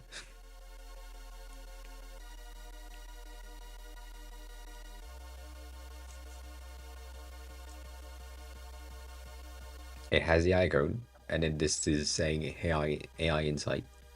That's about it, I think. Um, it makes the question and the answer is going to be the same as usual, which is this. We've talked about that. UX wise, this is what you need. This is what you need.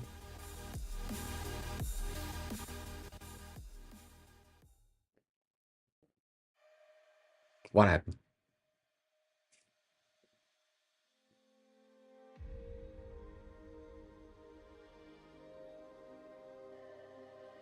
I did nothing. You did that to yourself. Uh, I did nothing. So yeah, Lokesh, that's mostly it. I don't think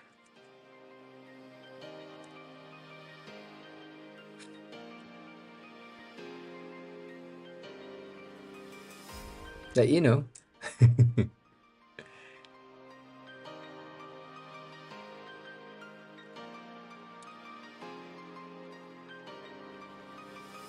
I create a banner that is more colorful than the rest is gonna help.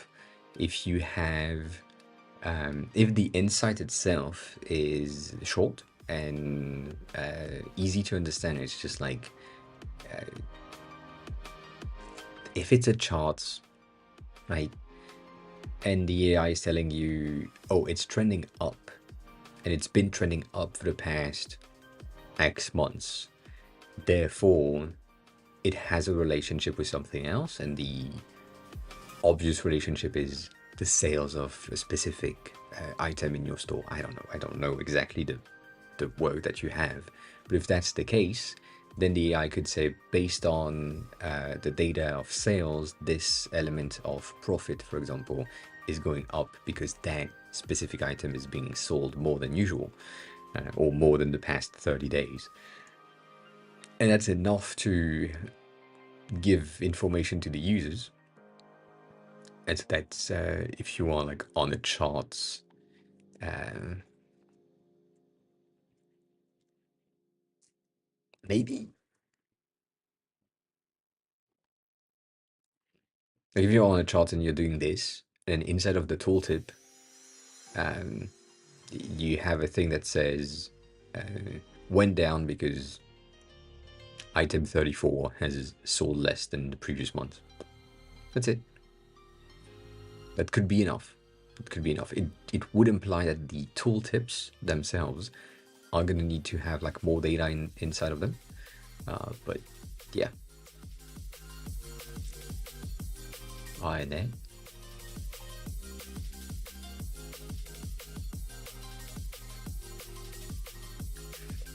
Let me read that big ass thing. The new player is fully custom. I only use HSL.js. I don't know what that is.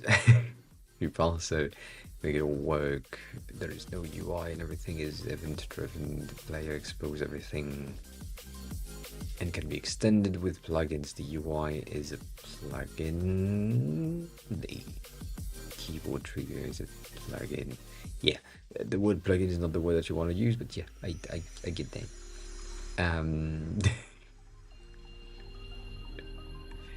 Yeah, that works as well. Yes, that's another option that you can have, and it's pretty simple to have like this. God damn it, this data right there. You have your charts, and then you have total sales, and then underneath you have a bit of a block that says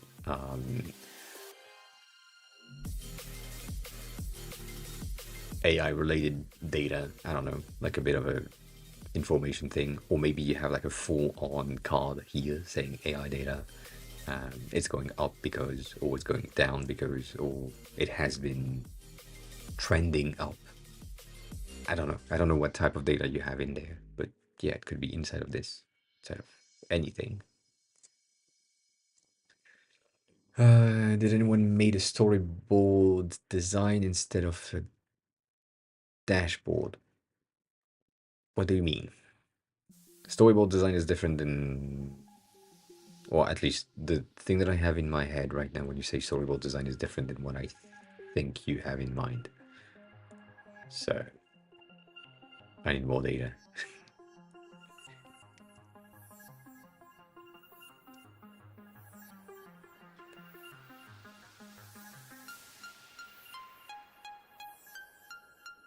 Because for me, storyboard is name. Like image by image, frame by frame for a video or something. You mean more storytelling based dashboard?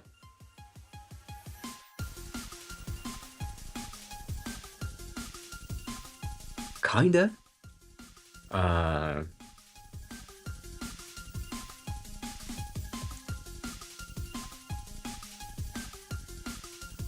if you go on Twitch and you have the About section, which is the recap, this is gonna be a recap from you to you, or from you to the streamer specifically. And it's mostly like a storytelling based thing where you can see what happened, what you've used, what has been used on the channel, what is related to you. God damn it. That is an option as a storyboard storytelling thing, but it's basically a slide presentation. So I don't know if I would call that a storyboard, personally. Yeah. I need to create a new badge. God dang. Uh,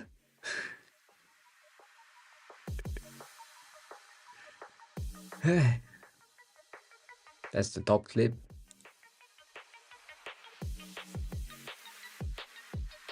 Yeah, yeah, yeah. That makes sense. That makes sense. So yeah, that's an option.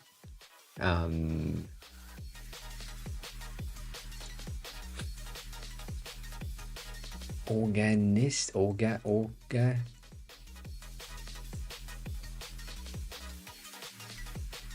Oh, god damn it.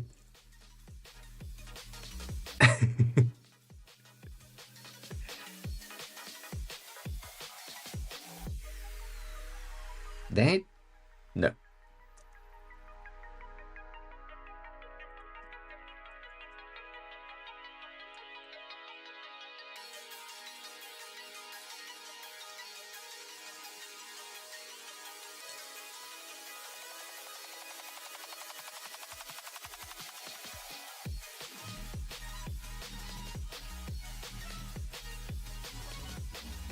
I doubt it.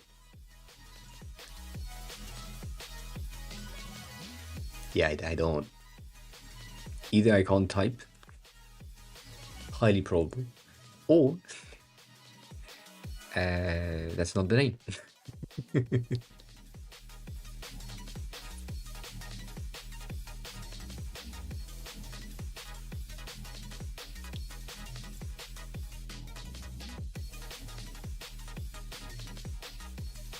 That's different. Why did you? Why spaces? Give me the link so I can click on it. You safe trying to not send link.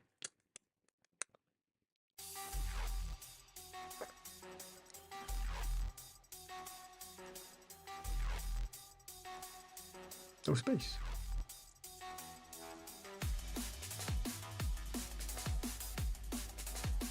Yeah, I would have done that. God damn, so many spaces. Why so many spaces? Why?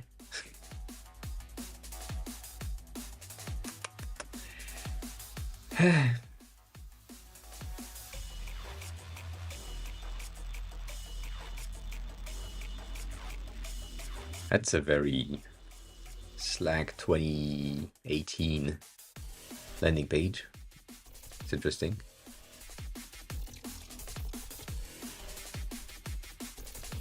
That's slow as fuck. God damn.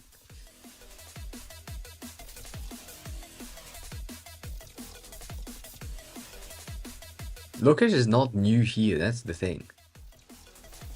Or Lucky. Lucky has been here since before you, Stony.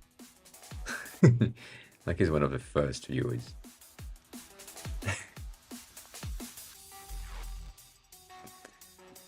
It's been a while. Haven't been here in a while. I agree with that. I don't see a lot of insight data in there. Also, that landing page is really bad.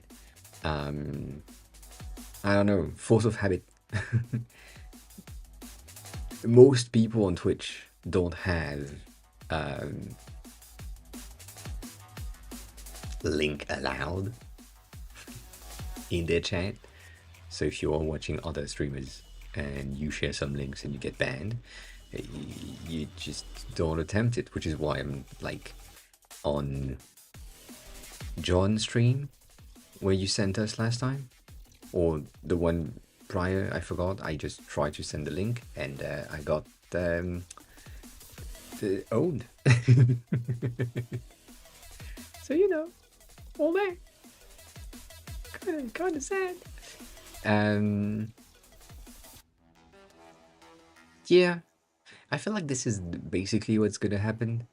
You're gonna need to have like some AI related data, and it's gonna need to be in a card that is colorful with a gradient in the background with the tiny icon next to it. I think. I think that's gonna be the easiest way. It's muscle time!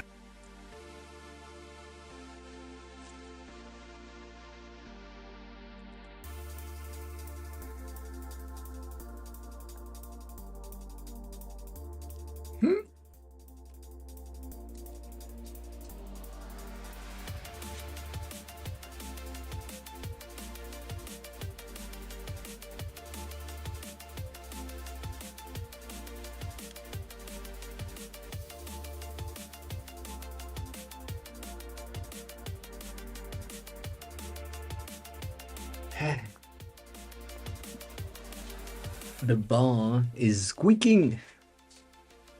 Don't like it. It scares me.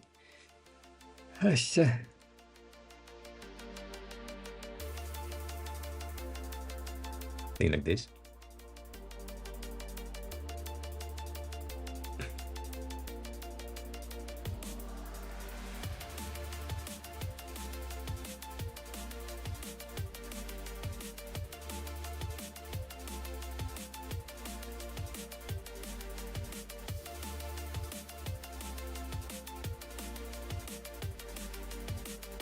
Yeah, I mean, that was the YouTube one.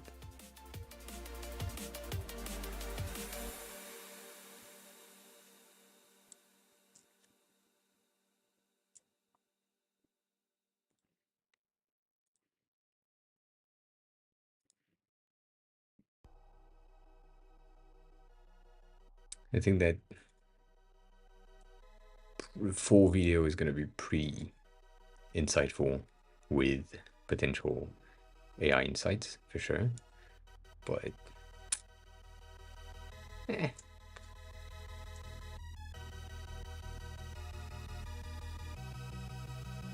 This one is kind of the same thing.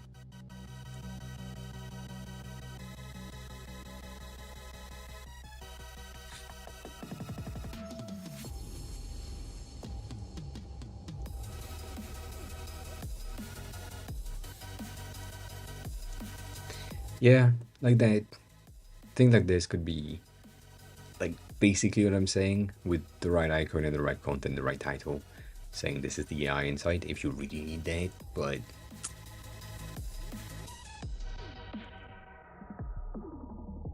hmm. Hmm.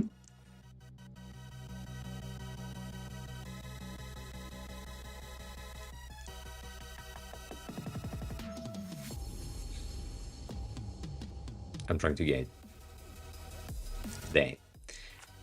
That could work as an option as well.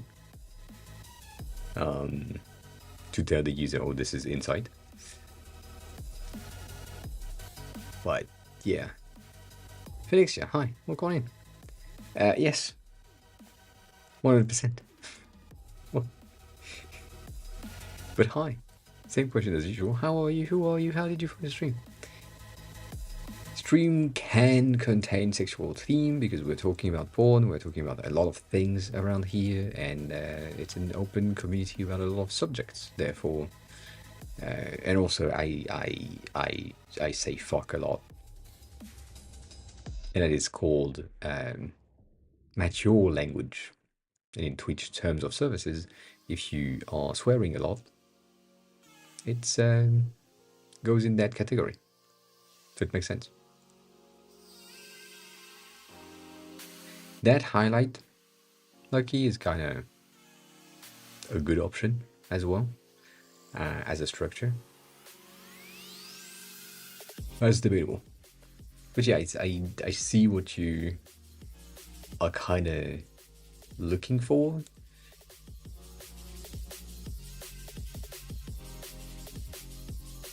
It's not really saying fuck, it's mostly the when I'm updating the stream and then I have the content classification, the profanity and vulgarity is what I have, as in significant profanity. Again, I say fuck a lot, but I also have other words coming in at times, and so that is classified there. And then sexual themes is because we talk about anything, sex workers, sexual activities, at times. Therefore, it's better to be safe than sorry. So I do like that. I do like that. That's pretty useful, to be honest. And yeah, okay, we did watch the Apple event. It was kind of shit. Not kinda. It was absolutely shit. Nothing happened. The announcement is empty, and I feel like I get it. They need to keep the track record of keeping up with. Have a good sleep, Mix. Thanks a lot for stopping by. I appreciate that. Take care of yourself. We'll see you soon. They have a track record of releasing new things every year. Therefore, they need to release something new this year. And I don't get it. They said brand new redesign from the ground up, and it looks the exact same. And then the improvements are incremental improvement, so they can only compare it to two versions in the past. Otherwise, the increment is tiny, and it doesn't really matter. Eh, it's not really useless. Because it's not just Zoom, it's a lot of other things. But What I would say is that it shows me that you don't have any use for it. Yes. Um, but if you look at like Sony,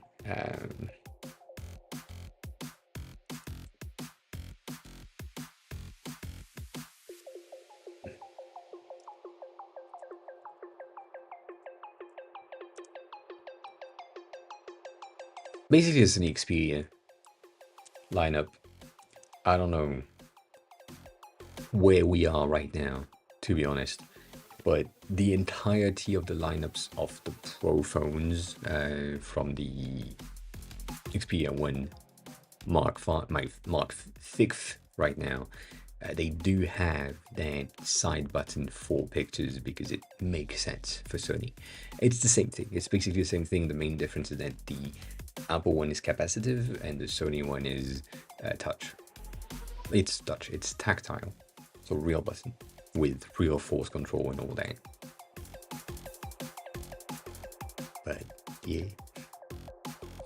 that's about it. That's about it. I do like it though. That's the main thing. Oh, ASL at the bottom. I like that. I call it ASL though. But yeah, other than that, the watch is the same. The AirPods are the same. The AirPod Max are shit. Like they just changed the bolt and kept everything, changed the color because they needed to. That's really bad. Like this year event has been extremely bad compared to previous ones. Um,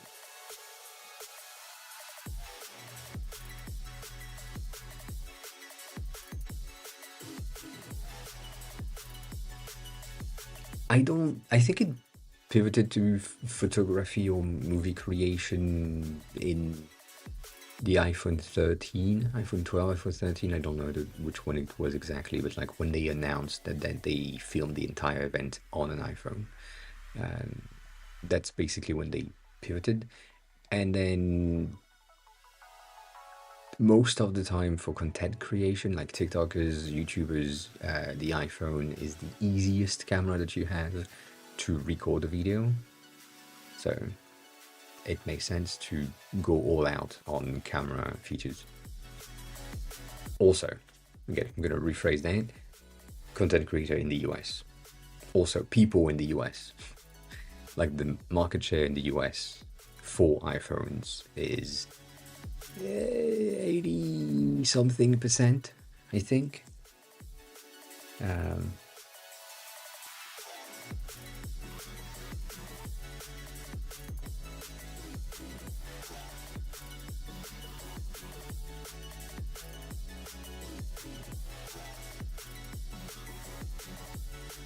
somehow, but yeah. The action button is there, but it's not gonna help you, or at least it's not that good. I used it more when I was in Japan.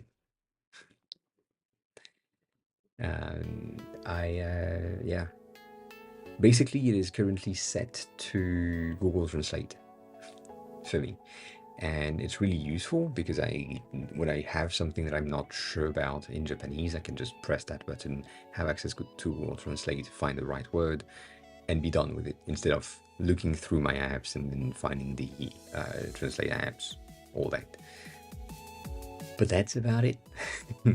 I can also like do that.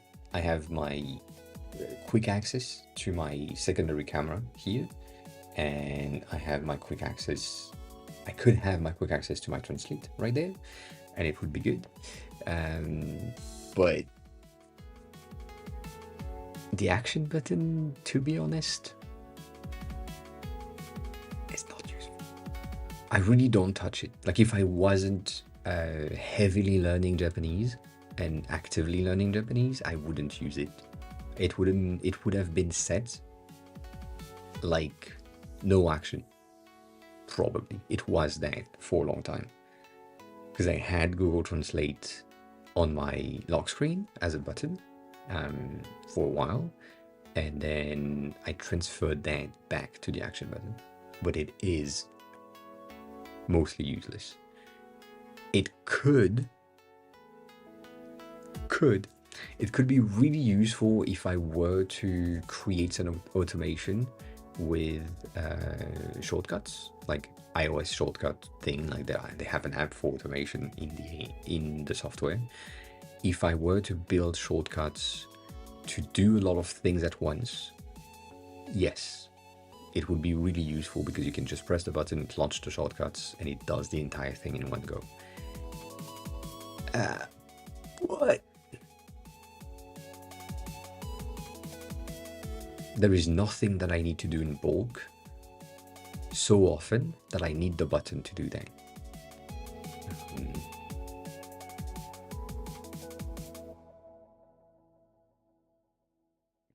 Yeah.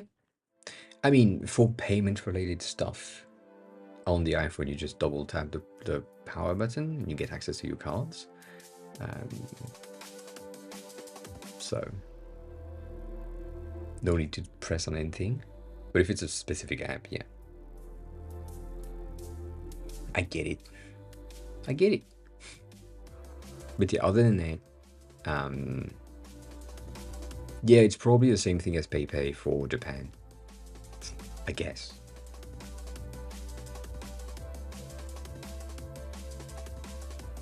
Yep, it is.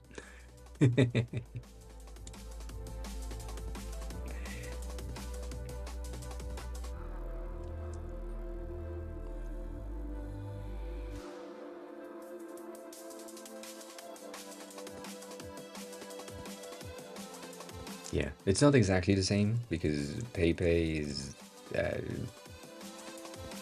kind of different, but it's the same. I guess it's one of the same concept when you can have everything in there, and it's all of your banks if you have multiple banks, all of your loyalty cards, point cards, redemption discounts, all that. So yeah, it's pretty useful when I'm in Japan. I'm not. Yeah, I'm back in France, sadly. I had to come back. I'm looking to go back, but I can't find anything so far. I also know that the Japanese market right now have been not lowering, but like reducing the amount of hiring that they do. Thank you for that. So it's slower right now.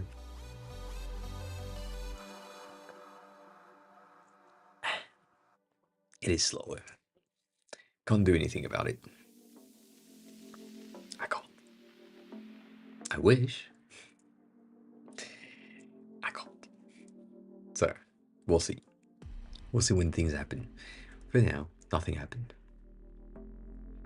I've been like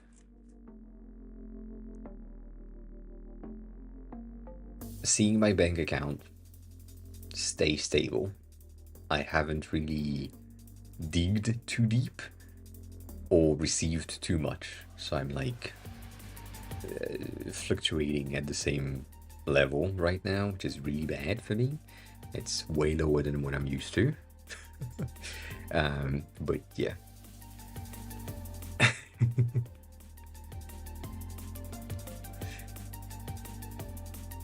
Yes, the PlayStation prices are $700 in the US and 120k in Japan. 120k in Japan is currently about. It's more expensive in Japan. That's all I'm gonna say. To a degree, but yeah, if you buy it in Japan, it's gonna cost you more. So that's kind of sad compared to previously. Previous consoles like the Nintendo Switch, for example, is $100 cheaper if I buy it in Japan compared to France, for example. I think now the French prices for the PS5 Pro is 750 euros in France, and it comes out to 720 in yen. So it's the same thing, and so buying like the plane ticket to go there and bringing it back, that cost so much. So yeah, the easiest thing that you can do when you're doing the conversion, even though it's fake, you just get off 2 zeros at the end of the yen value, and that's roughly the conversion for Australian dollars, for example. Red, hi, welcome in. How are you? How's your day going?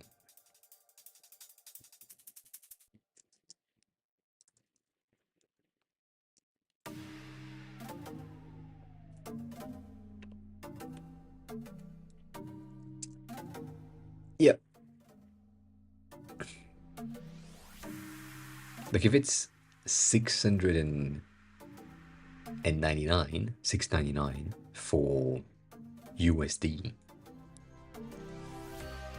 it is cheaper to buy in the US than to buy in Japan, which is crazy for once because it's Sony. Japanese company. Do a thing for the Japanese people. I don't know. It's yeah.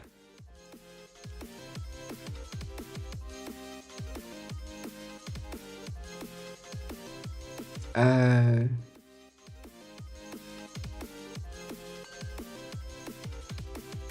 1,000 yen is $10, roughly. $7 in dollar if you are in dollar. For me,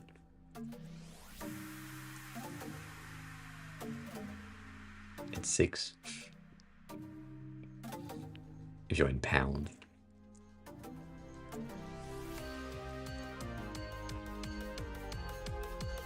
What is the fucking thing?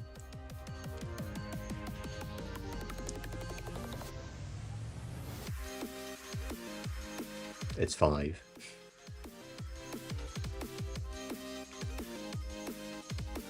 But yeah, as I said, in salary discussion for companies in Japan, I would be paid 10 million per year. It's in yen, but I would be paid 10 million. And so when you're saying that for or from countries where the word million for currency is high, it sounds like it's crazy, but it's actually not. You can buy a lot of things. You can buy a lot of things for 1,000 yen, as in,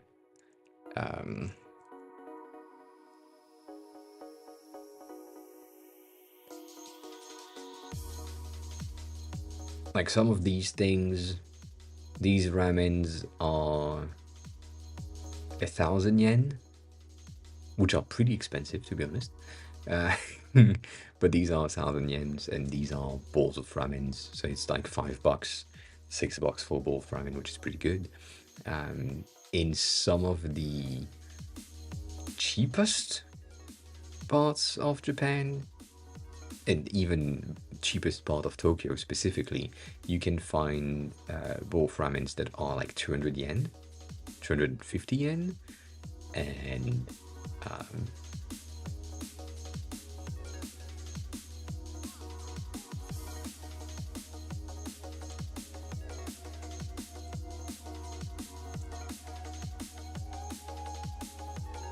God damn it.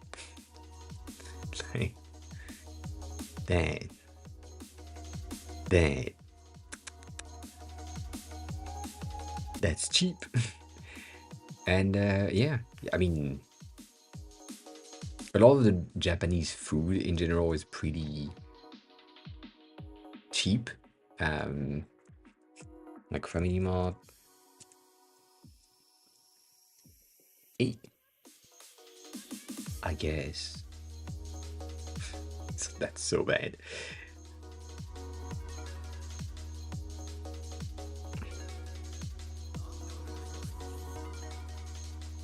Have a good night. Okay, thanks a lot for stopping by. I appreciate it. And I hope you find a solution for your inside thing. Like, let's say I'm looking for Famichiki, which is really common. This is 220 yen or 200 yen, I forgot. You have some bentos here and there. You have um, like a ton of things that are really cheap, and it's really good. I basically lived off of these uh, sandwiches and bentos and things last year because it's cheap and it's good and it's cheap. Did I mention it's cheap? It is cheap and good. But you can go to like any places, basically any places in Japan, any small shop, and get something for nothing. I think the video that I kind of shared 2 weeks ago of Ike-chan going into a specific part of Japan being like kind of, or not Japan, Tokyo, Flora. Hi, hop on in. Where the fuck is this? Here, for example, she went to that part and the food. Where's the food? There. She had a meal, full meal, um, which is like a soup. We have like a bit of a preview after, but you have a soup, rice, some nori, seaweed things. There is some fishes. Right there, you have some corn and some daikon, and that was, as you just saw here, 170 yen. Going back to our trusty calculator.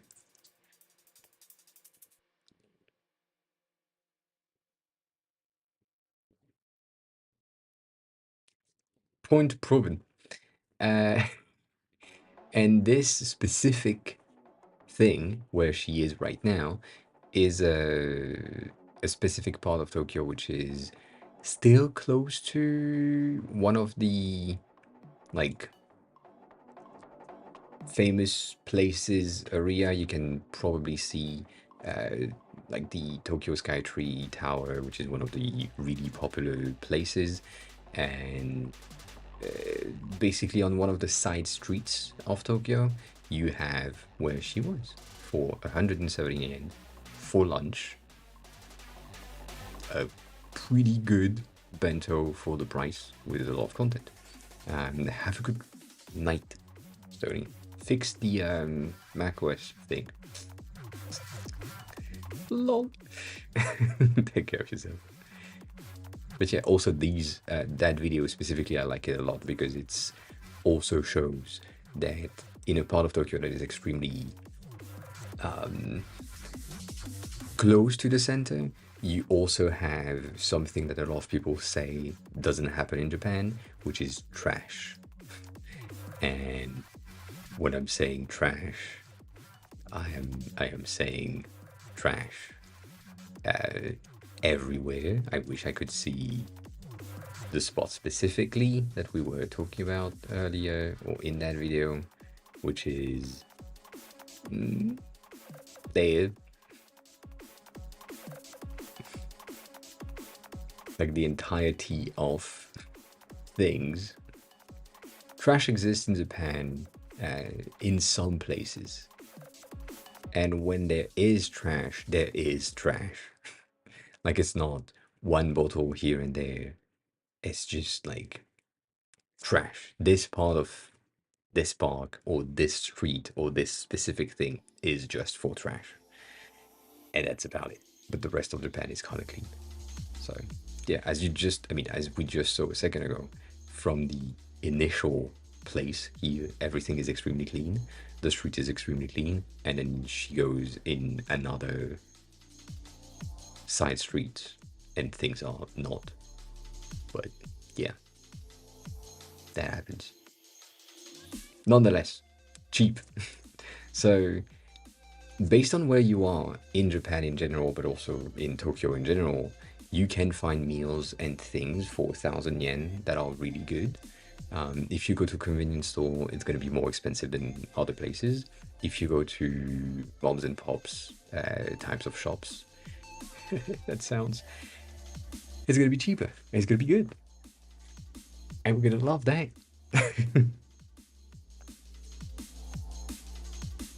So, yeah, one of the ramen shop that was like downstairs from where I lived um, was 570 yen for a bowl of ramen, and not like the most basic one, but a pretty good one. And then you can obviously add topping on top of that, and just have like more meat or more eggs or more other things. And it's obviously going to be more expensive, but at the end of the day, it's still pretty cheap. I think the bentos are going to be the cheapest things. Um,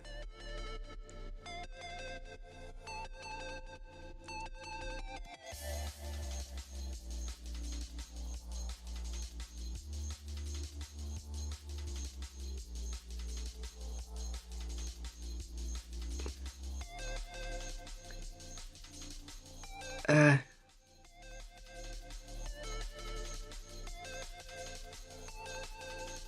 let's see if this one has previews. No, this shop specifically in midday time has a bento outside where I used to go for lunch. And if I go to another side, maybe.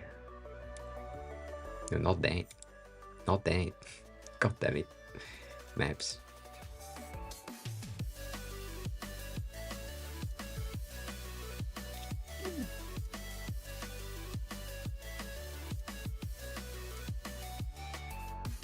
They don't want to move me faster.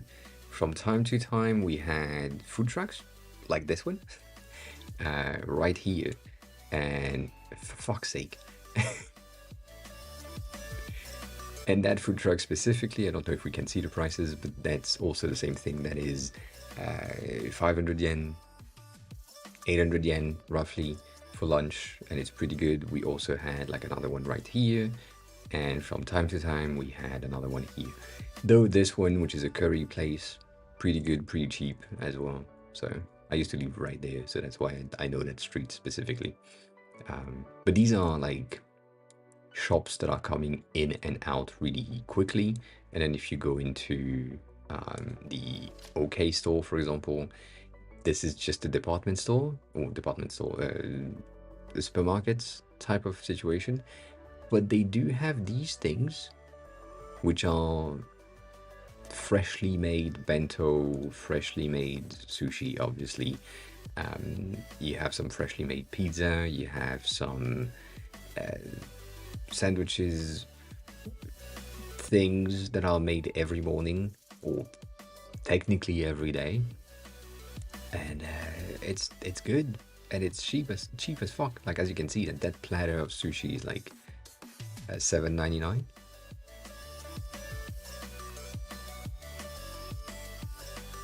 I mean, 799, 800. Yeah, still cheap, much cheap. It used to be cheaper. It depends on the shop where you want to go, but yeah. So to answer the question again, with 1,000 yen, you can go. You can eat. You can eat much. That's yeah. It's gonna be it. It's gonna be it. The floor. How are you? How's everything? And yes, I've seen Nico Kato video. I don't really have anything. I don't know the person. I heard about them because of that video, and from the thing that I've heard, it's not a good human being, anyways. So I don't really care. Like, again, it's the habitual, famous YouTuber activities, and yeah, he seemed to have been like pretty interested in some not really adult people at some point. So you know, that happens. But again, that is just people saying things. I don't know if it's true. I don't care. If it's true, it's bad. If it's not true, it's bad anyways. So yeah, I don't mind. I don't really keep up with the news. I just have the Penguin Zero most critical giving me the news. That's about it. That's all I see when I'm here, and Moist has a thing to say about something. I'm just watching that, if necessary. But yeah, most of my feed is just these guys building things. That's what I like to watch, because that's fun. And Japanese lessons, for obvious reasons. I don't have a choice. So sad.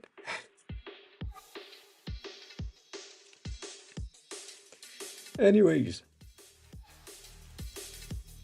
Fearless Fish 12 is now following. Fearless Fish, hi, welcome on in. How are you? Who are you? How did you find the stream? Welcome on in.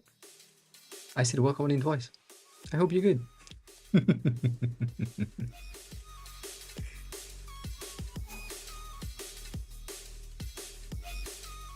I like your name. I'm kind of sad about the 12 at the end. I feel like Fearless Fish would be good. But you may have no choice with the 12, or maybe 12 is significant. If you're interested in design, well, you're in the right place. If you have any design question, feel free to ask, as always. I'm here to help design-related stuff. I mean, I'm here to help for anything, but if you have whatever question, feel free to ask. Because you're new, and I haven't said that in a while, remember that there is no bad or wrong or dumb questions. At some point, I didn't know how to do rectangles, so maybe that's the question you have. So don't hesitate to ask whatever. And also, yeah, that happens as well. God damn it.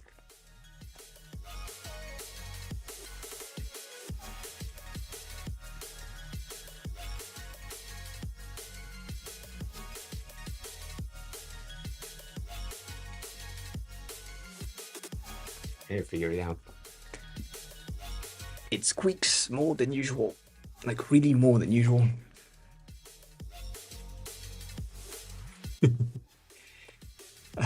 I have no shoulders. I do have worked out my pecs yesterday, and I'm still sore, so that's bad.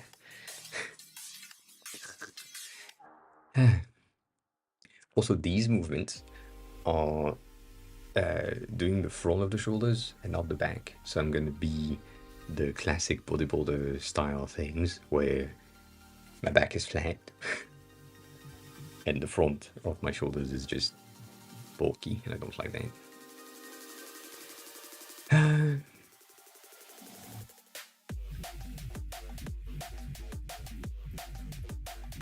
I haven't seen that, no.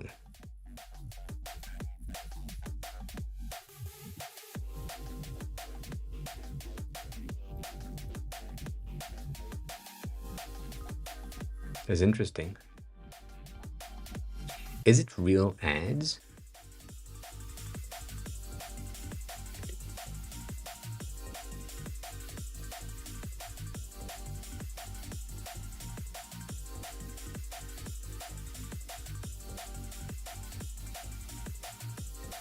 It's not. It is. It's interesting. Well, at least it's that counters based on scroll position.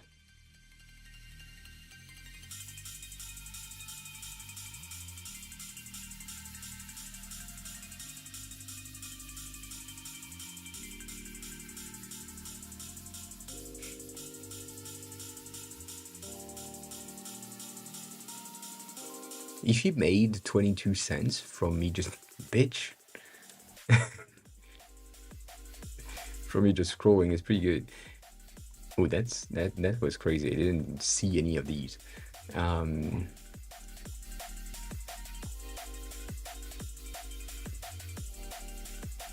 yeah,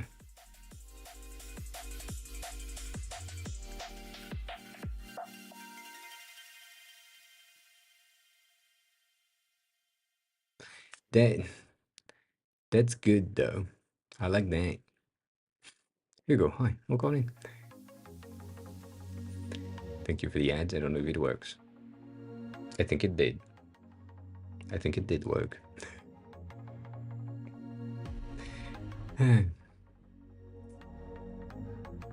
That's the first time I'm seeing this.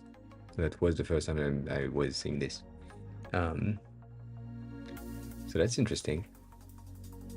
I again, that's a thing that could happen, could still happen. Ads are still an option for a lot of websites. You can have ads to maintain like cost and things, but I feel like the amount of ads, as you just saw, that you need on a web page to be able to be profitable per view is kind of huge. Like the amount that they needed to display to make like 30 cents. It's not good. And I mean, if it's 30 cents per person and that website is getting millions of views per day, then I'm good with that. But yeah. I don't know if there is no way that it's 40 cents. Like there was a lot of game related ads.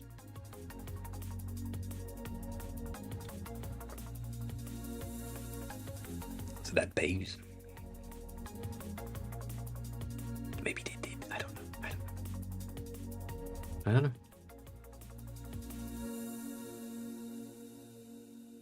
The ads can't play for you because you don't have. I mean, you have a sub. So you basically sent ads for the people that are not subbed. Thank you for that.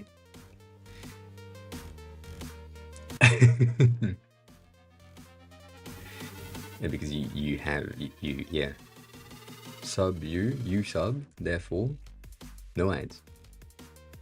Good.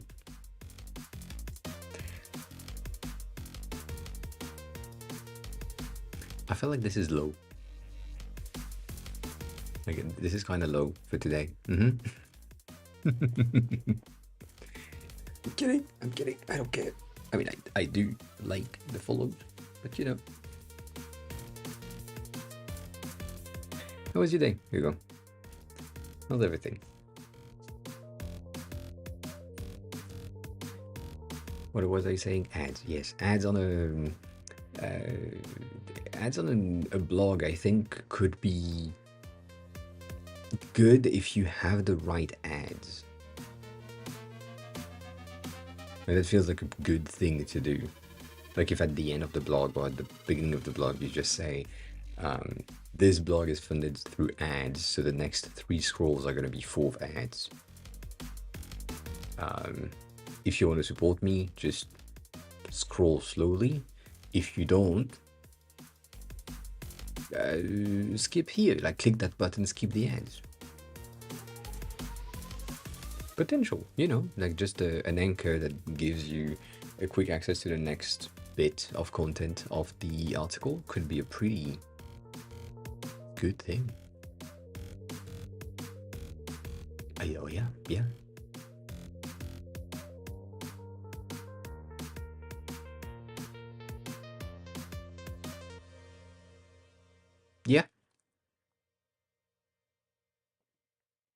Did you see the amount of ads that was on the page?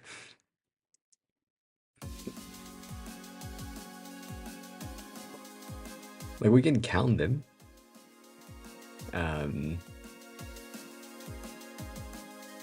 Like so far you have one big ass ads, right? So that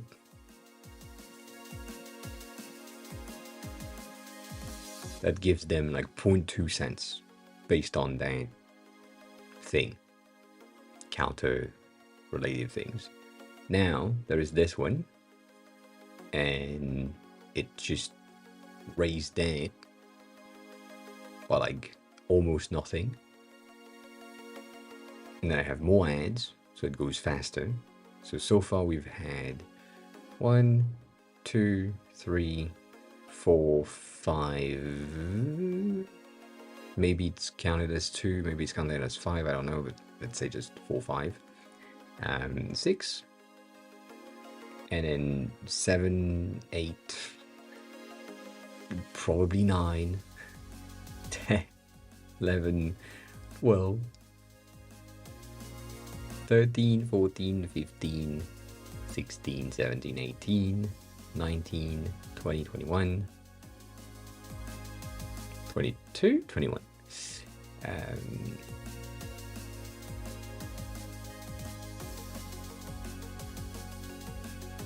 Yeah, 21.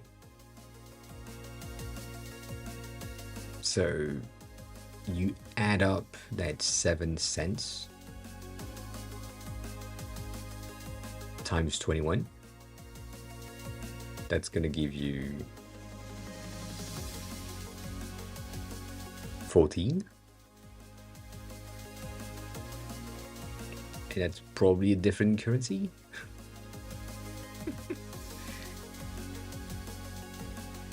Maybe, I don't know. But it's half of what we have here, basically.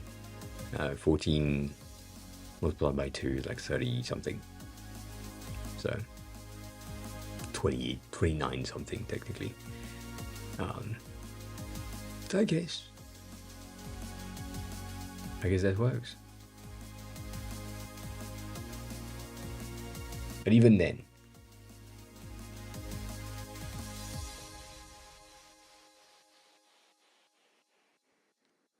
yeah, divided by, I think this website is an example for 1000 CPM, which is basically what is written in the second line, second paragraph, the 2 section in red, to explain like how things could work. And it's an experiment to showcase how 1000 would impact things, I think. Therefore, it could work. It could be potential. It could potentially be.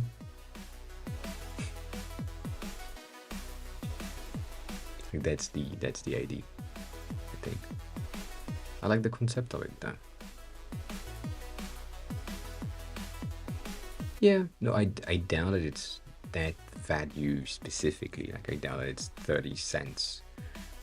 But if it was really like giving you 30 cents per 1000 views, that's pretty neat. I mean, I think that's pretty neat.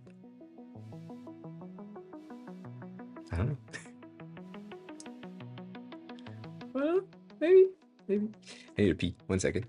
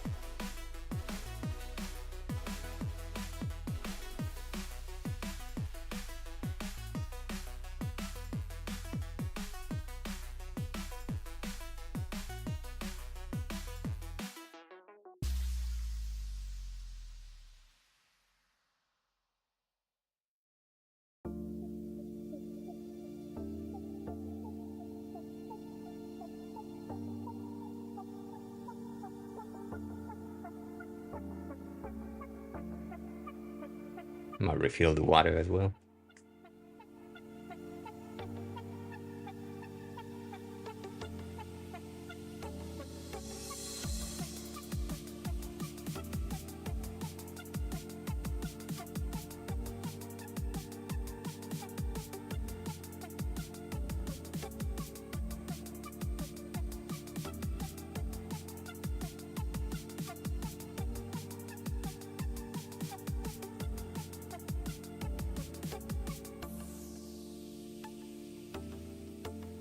Nonetheless. Nonetheless. Any questions? Any design questions? Any things? Any news that happens?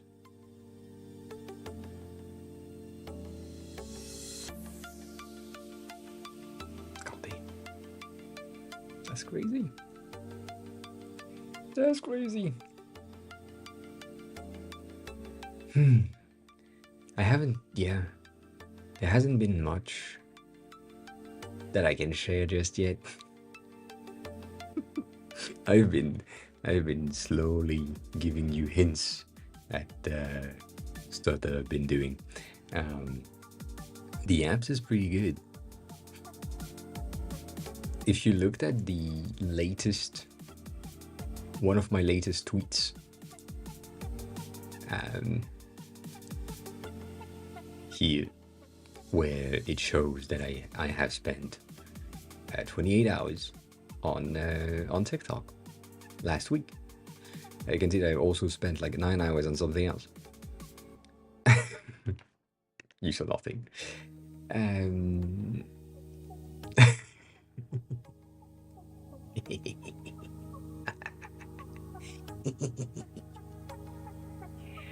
One day you'll see. One day you'll see. I've been trying to get the fucking data sorting, and it's bad.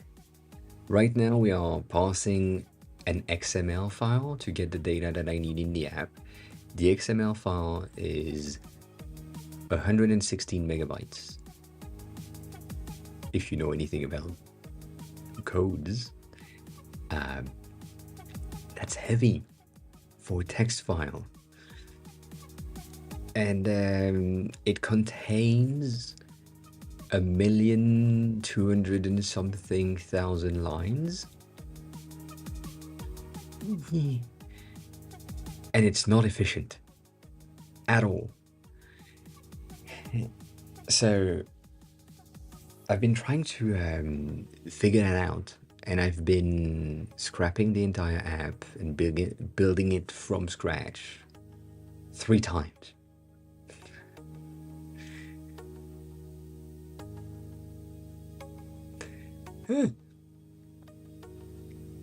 Yes, I am building using Cursor. Yes, 100%. That's the only, that's the only option that I have personally to do that well. Yeah, it is.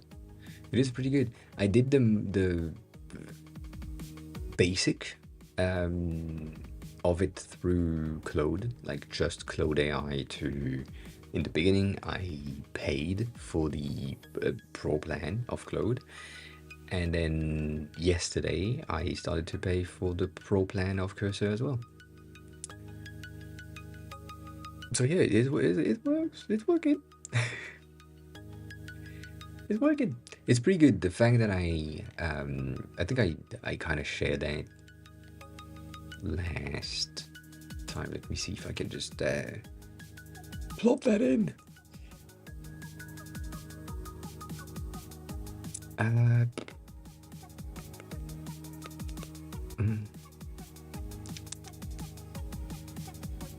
I guess.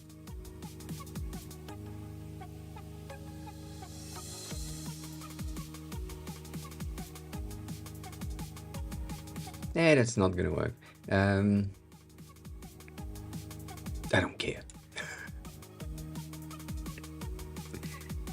If I'm using the icon converted type project that I had or tried to do, and I'm going into some of the source files or some of the code that have been made, we do have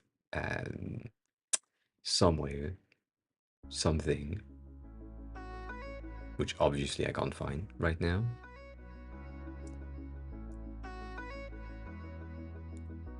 Anyways, there is supposed to be an HTML file somewhere in there, but I can't find it. Nonetheless, doesn't change anything in the fact that if I had something here, I could 100% just ask a question from here, or say, I want to know what this does. I can just add to chat and just say, what does that do? And then instead of doing just an enter to ask the question, I can do command enter to scan the file itself and the file tree, and then it gives me a bit of an answer.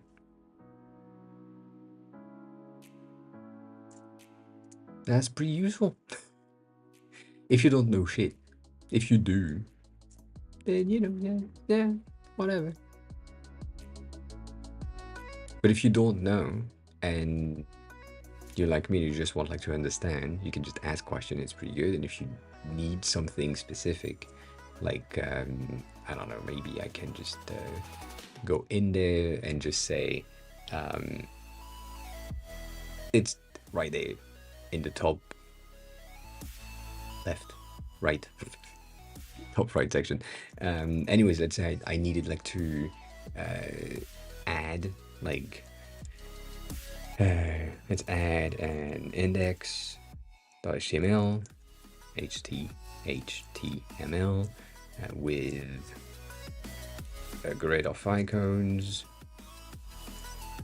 coming from the source folder, something like this. And so I can just go into, I don't know, the ass cheeks, for example, because that makes sense to me.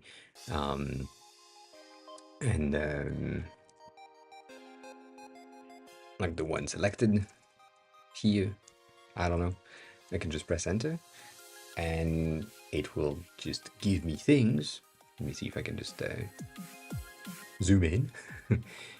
And it's saying things, let's create a new HTML, like index.html. That makes sense. It will take this as a, like, as I say, I'll assume that the other PNGs or SVGs files are in there from the source.svg. So that makes sense. I get that, cool, all good. Therefore, what I'm going to do here is just do a new file. I'm going to call that index.html and just press enter. And then from there, I'm going to copy that, place it here, be good, save that file, be done. And if I need to make some changes or do some updates from here, I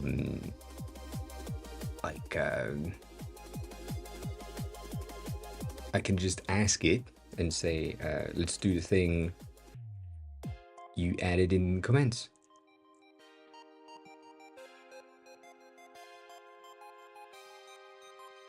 I like to say please, because, you know, that makes sense.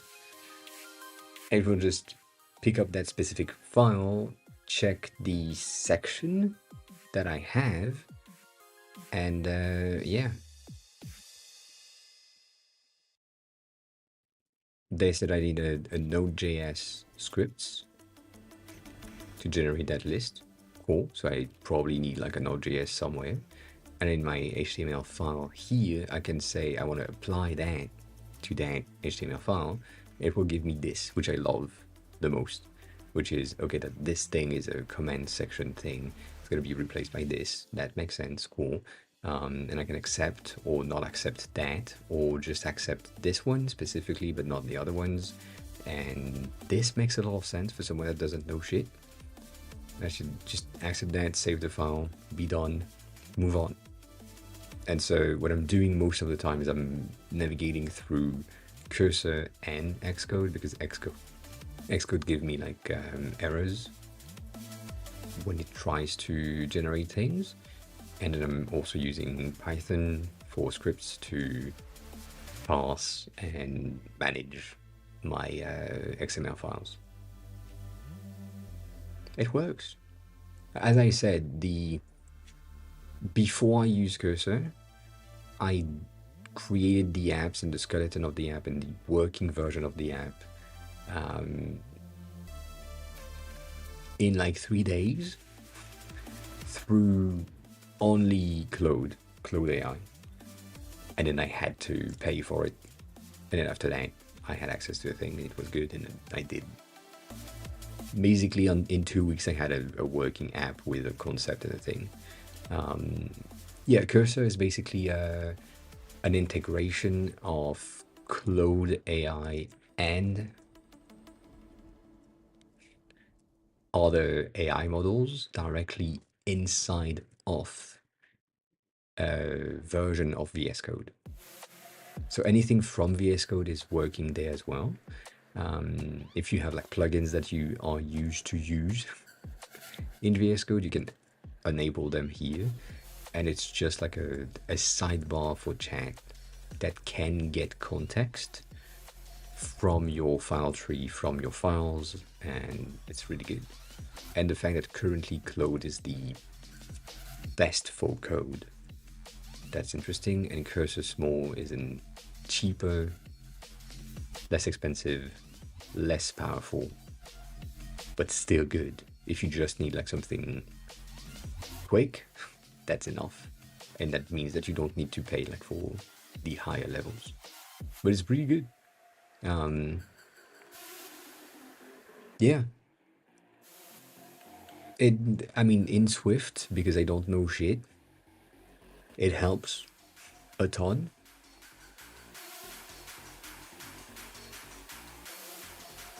And yeah, I do enjoy it. Most of the things that I've done have been made through that. I don't even know if I have any of my weird ass things. I don't. You see how many versions of it I have done? The same bitch ass project. Yeah, you need to be careful what it's doing. But it works great.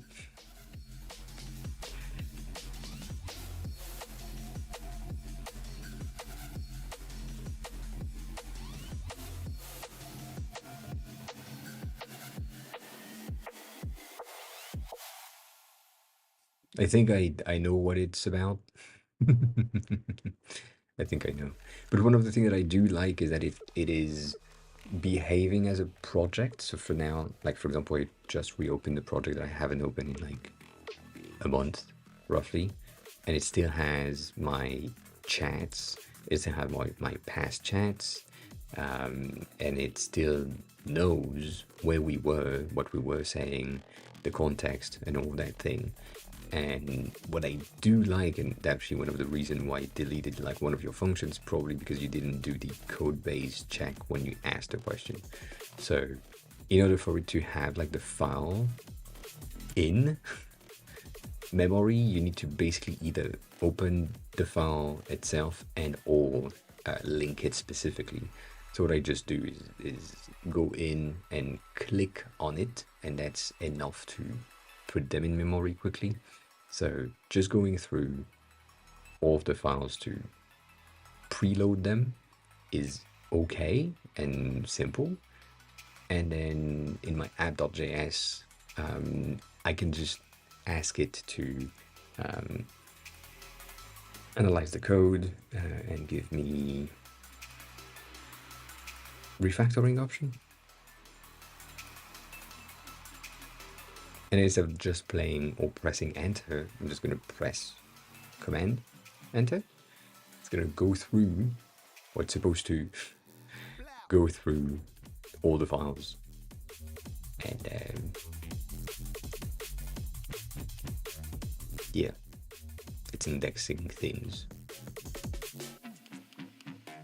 Indexing the SVGs, probably. And apparently I have some potentials here.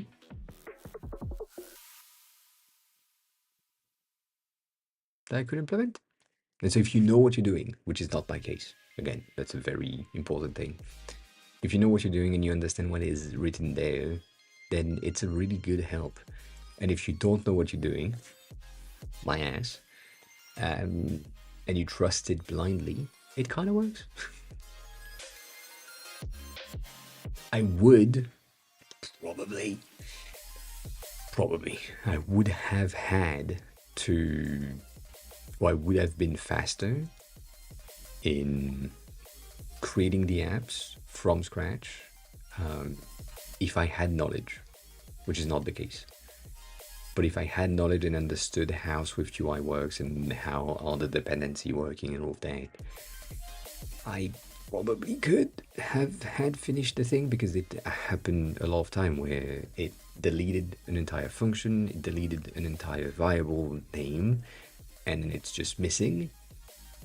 And because I don't really have the habit of saving the files, I lost where it changed the things. So then I'm kind of stuck into, oh, what happened? Why things are giving me errors now? So that's not the greatest. But you know, eh, it's fine. It's fine. But it's a pretty good tool. That's all I'm gonna say. Elemental Magic Card Game. Oh, that's a long ass name. Hi, welcome on in. How are you? Who are you? How did you find the stream? Welcome on in.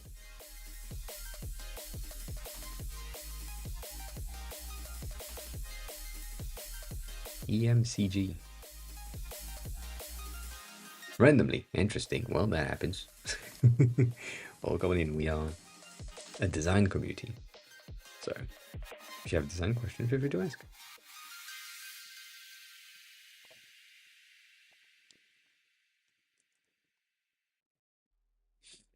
I think there are.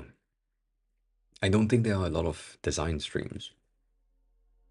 Let me rephrase that. I know that there are not a lot of design streams. So that's a plus for me. But I'm lazy and I don't market myself. And that happens. Which is sad.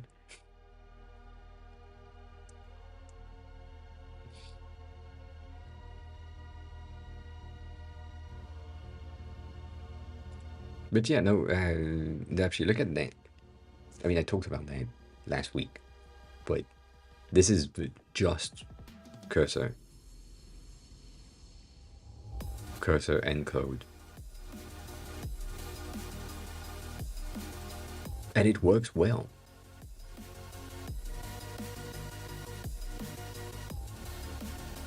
And it took me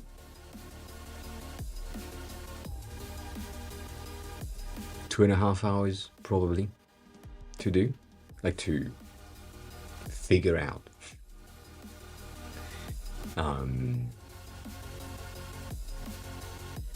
I had to do some research on what is available in Swift UI because Claude didn't give me like the options. I figured out that trim was an option and I could do the dot trim on the code. When I figured that out, I just prompted Claude and Cursor to help me do that, like give segments, and that worked. And now I have like a curved-ish segment control to potentially do that at some point. Can't yet, but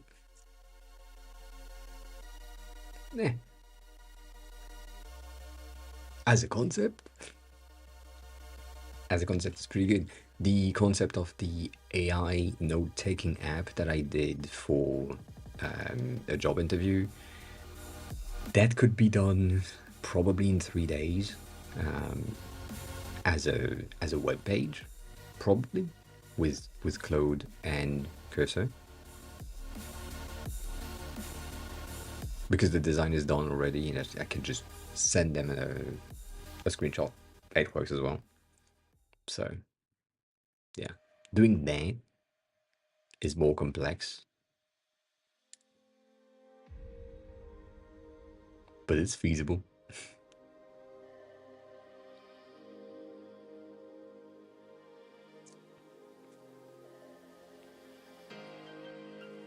Nonetheless, Most of the time, again, that's my face when I'm trying to understand what the fuck it's doing.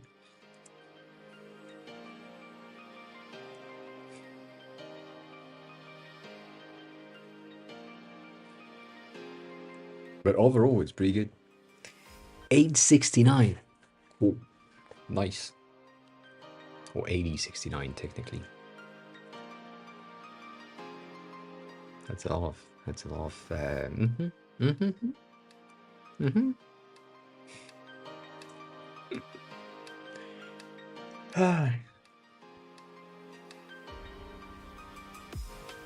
I think also going back to more regular things, code related. I have a feeling that asking Cursor or Claude or any AI currently to do some React code or HTML and CSS code or Node.js code is going to give you better outputs than if you ask it Swift UI like I'm doing, or Kotlin, or other languages that are like not as popular with the dev community, like the dev community that is interested in AI and things is mostly the React community. I'm gonna call that the React community, but it's the web dev, not necessarily the app devs, like the mobile apps devs. So overall, the training data and the accuracy of these AI models for like mobile related code is still good because it's trained on most of the documentation for these code base. But it seems, at least to me, that there is less debugging data on the internet about these languages compared to Stack Overflow, for example, that is filled with HTML and CSS related questions and JS questions. So, just with that in mind, building like a React app is easier with these tools than building a Swift app. At least for me, it is.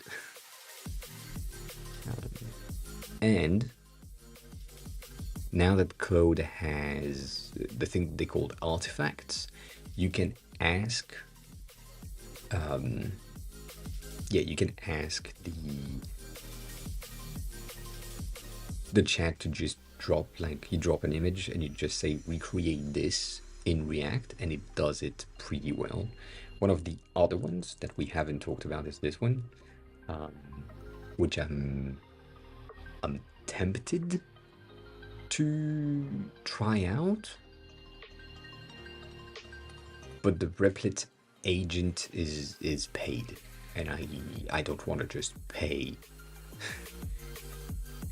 for something, and if I don't know if it's good.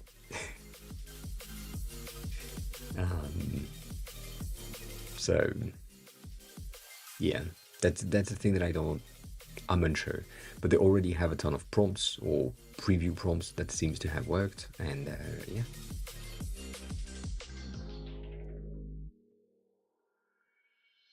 So yeah, Replit is interesting in its concept, and in the video that I'm seeing on Twitter, it seems pretty good.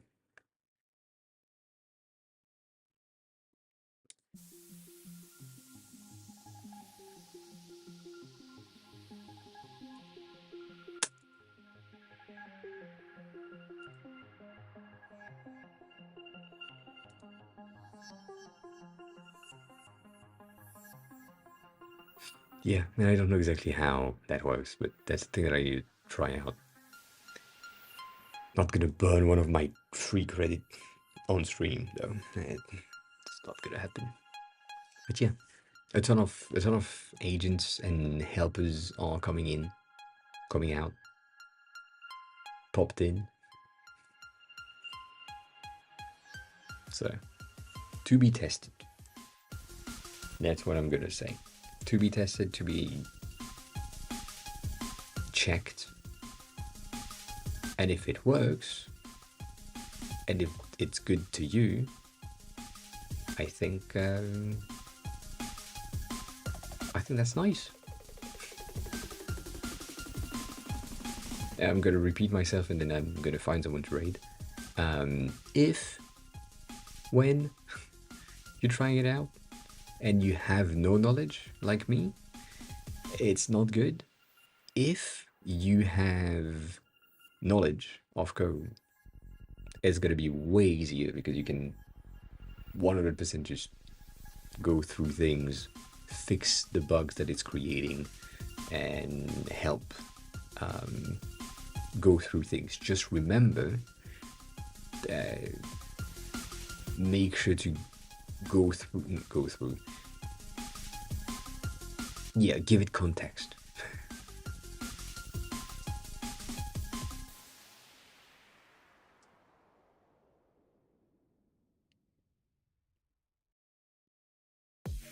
You think it takes the same times?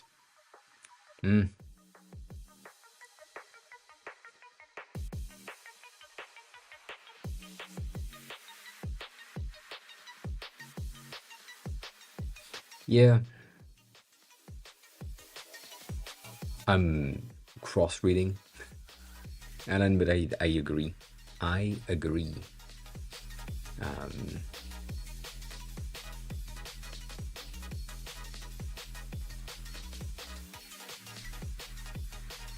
I agree. I've been seeing that, to be honest, with Claude specifically. When I have a project, like in the beginning, when I created a project and I asked something about it, then I asked something about it, then I asked something about it, the quality of the answers is declining extremely fast. Whereas if I create a new chat, I give it context and I ask something about it, like create a new view on the app, and this is going to be the content view, and it's going to contain this, this, and that. Cool. Then it's going to need to be linked to something else. That's a new chat. Fresh new chat. Give back the context. I need to link this file to this file, and they might be linked to that third, fourth file as well. So let's just check them, and then it works perfectly. But as soon as I have like a 2-day chat, it's kind of Ouroboros itself. Yes, 100%. I agree with that. Longer chat are kind of complicated. What it fails to do specifically for chats is keeping the data in memory, and ChatGPT just installed or updated something to keep or update memory as you go through the chat, which is pretty interesting and impressive, I think. Like when there is a significant change in the main data, at least that's what I saw this weekend, you have like a concept which is put in memory, and then you swapped some of the variable in one of your answers that drastically impact how it can answer you and help you. It will say saving to memory or updating memory, and then it answers your question, and it continues, and then if you do the same thing again, it still updates memories. That way it has context on the entirety of the chat without really losing tracks of what happens. So that was impressive. But yeah, I don't know. It's not really a thing that I defined personally on ChatGPT specifically. It was just I did something and it just said on ChatGPT, just said like updating memory. Let me see if I can. I mean, I know I can't really show you that because it's a hospital related question, but let me see if it's still in the chat. Yeah.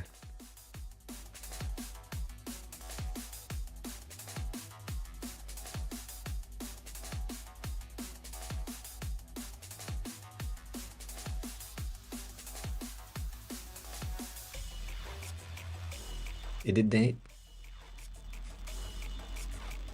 When I replied here, it updated the memory, which is pretty impressive.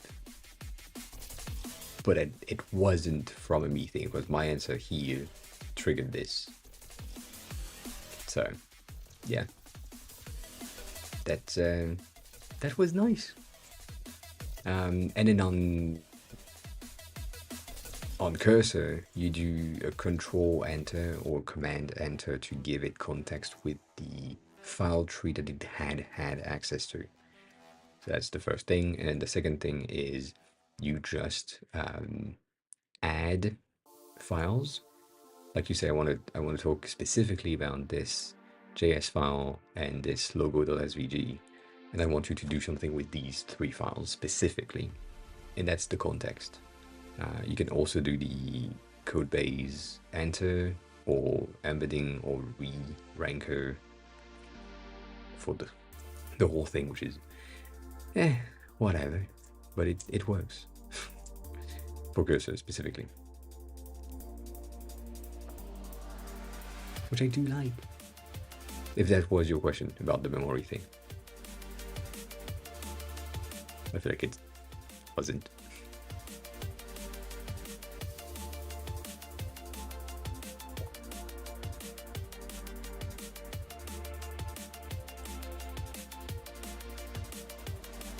But yeah, add like the tiny plus, add something in it. There was someone, let me see if I can find it. There was someone that did a class on cursor already about what people are not doing right. I don't know if I liked it. I have a feeling that I didn't, but it was good. It was good recommendations on what to do, when to give context, when to get full context, and if I can find that, welcome back to it. Are you gonna not make it?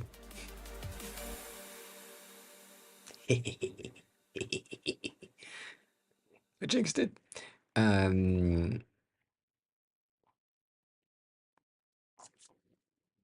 Like again, I know it's not direct, but that popped in as a design.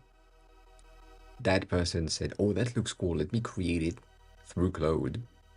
And 15 minutes later, that thing was working with 3JS and good. That's impressive.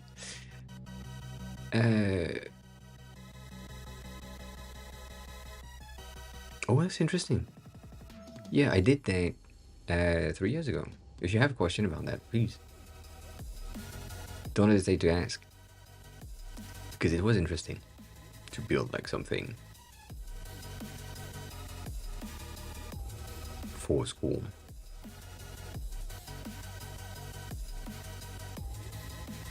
I can't find anything. I can't find anything in my likes. Ah. I will though. I wish we had like a scene type of thing. Like you've seen that.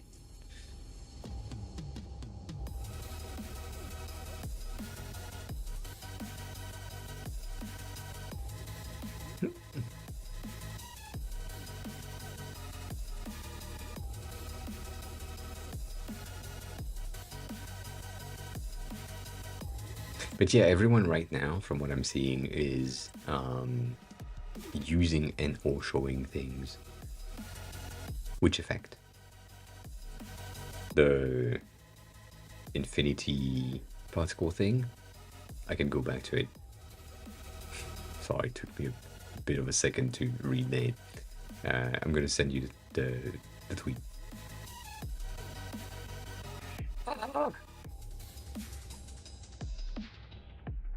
Yep, I can't find it. And I'm giving up.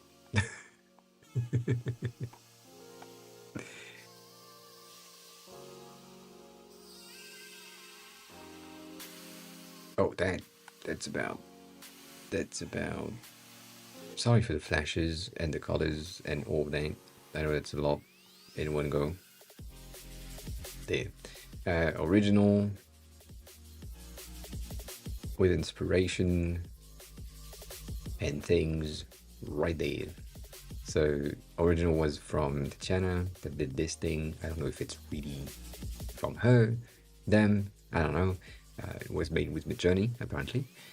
And then from that Midjourney image, that secondary person decided to go through that with Claude and build this thing with probably 3JS. That is just, yeah, just a Pringle. That's just a Pringle.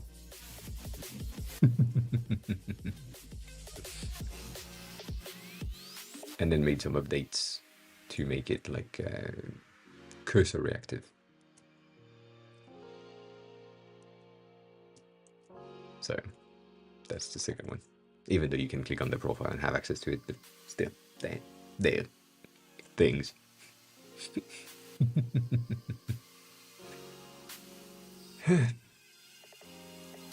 It's impressive. If I find it again, actually I will send it to you. But it was a pretty good, like,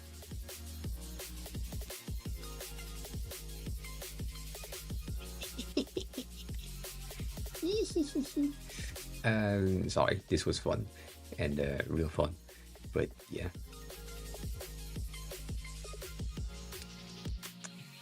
I think that account became either private or deleted the post for sure, because that's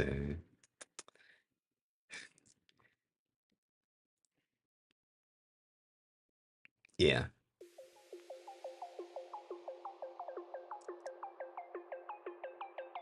That's that.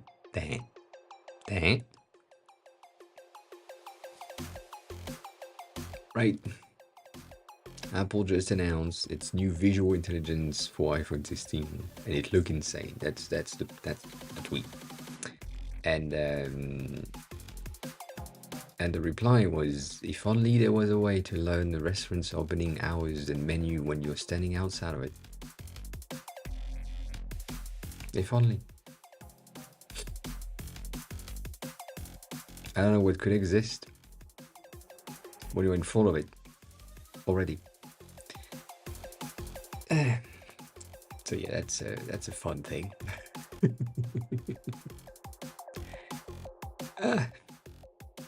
Gonna see stuff. Staying still. Cool. I'm sending you to Vash. It's been a while.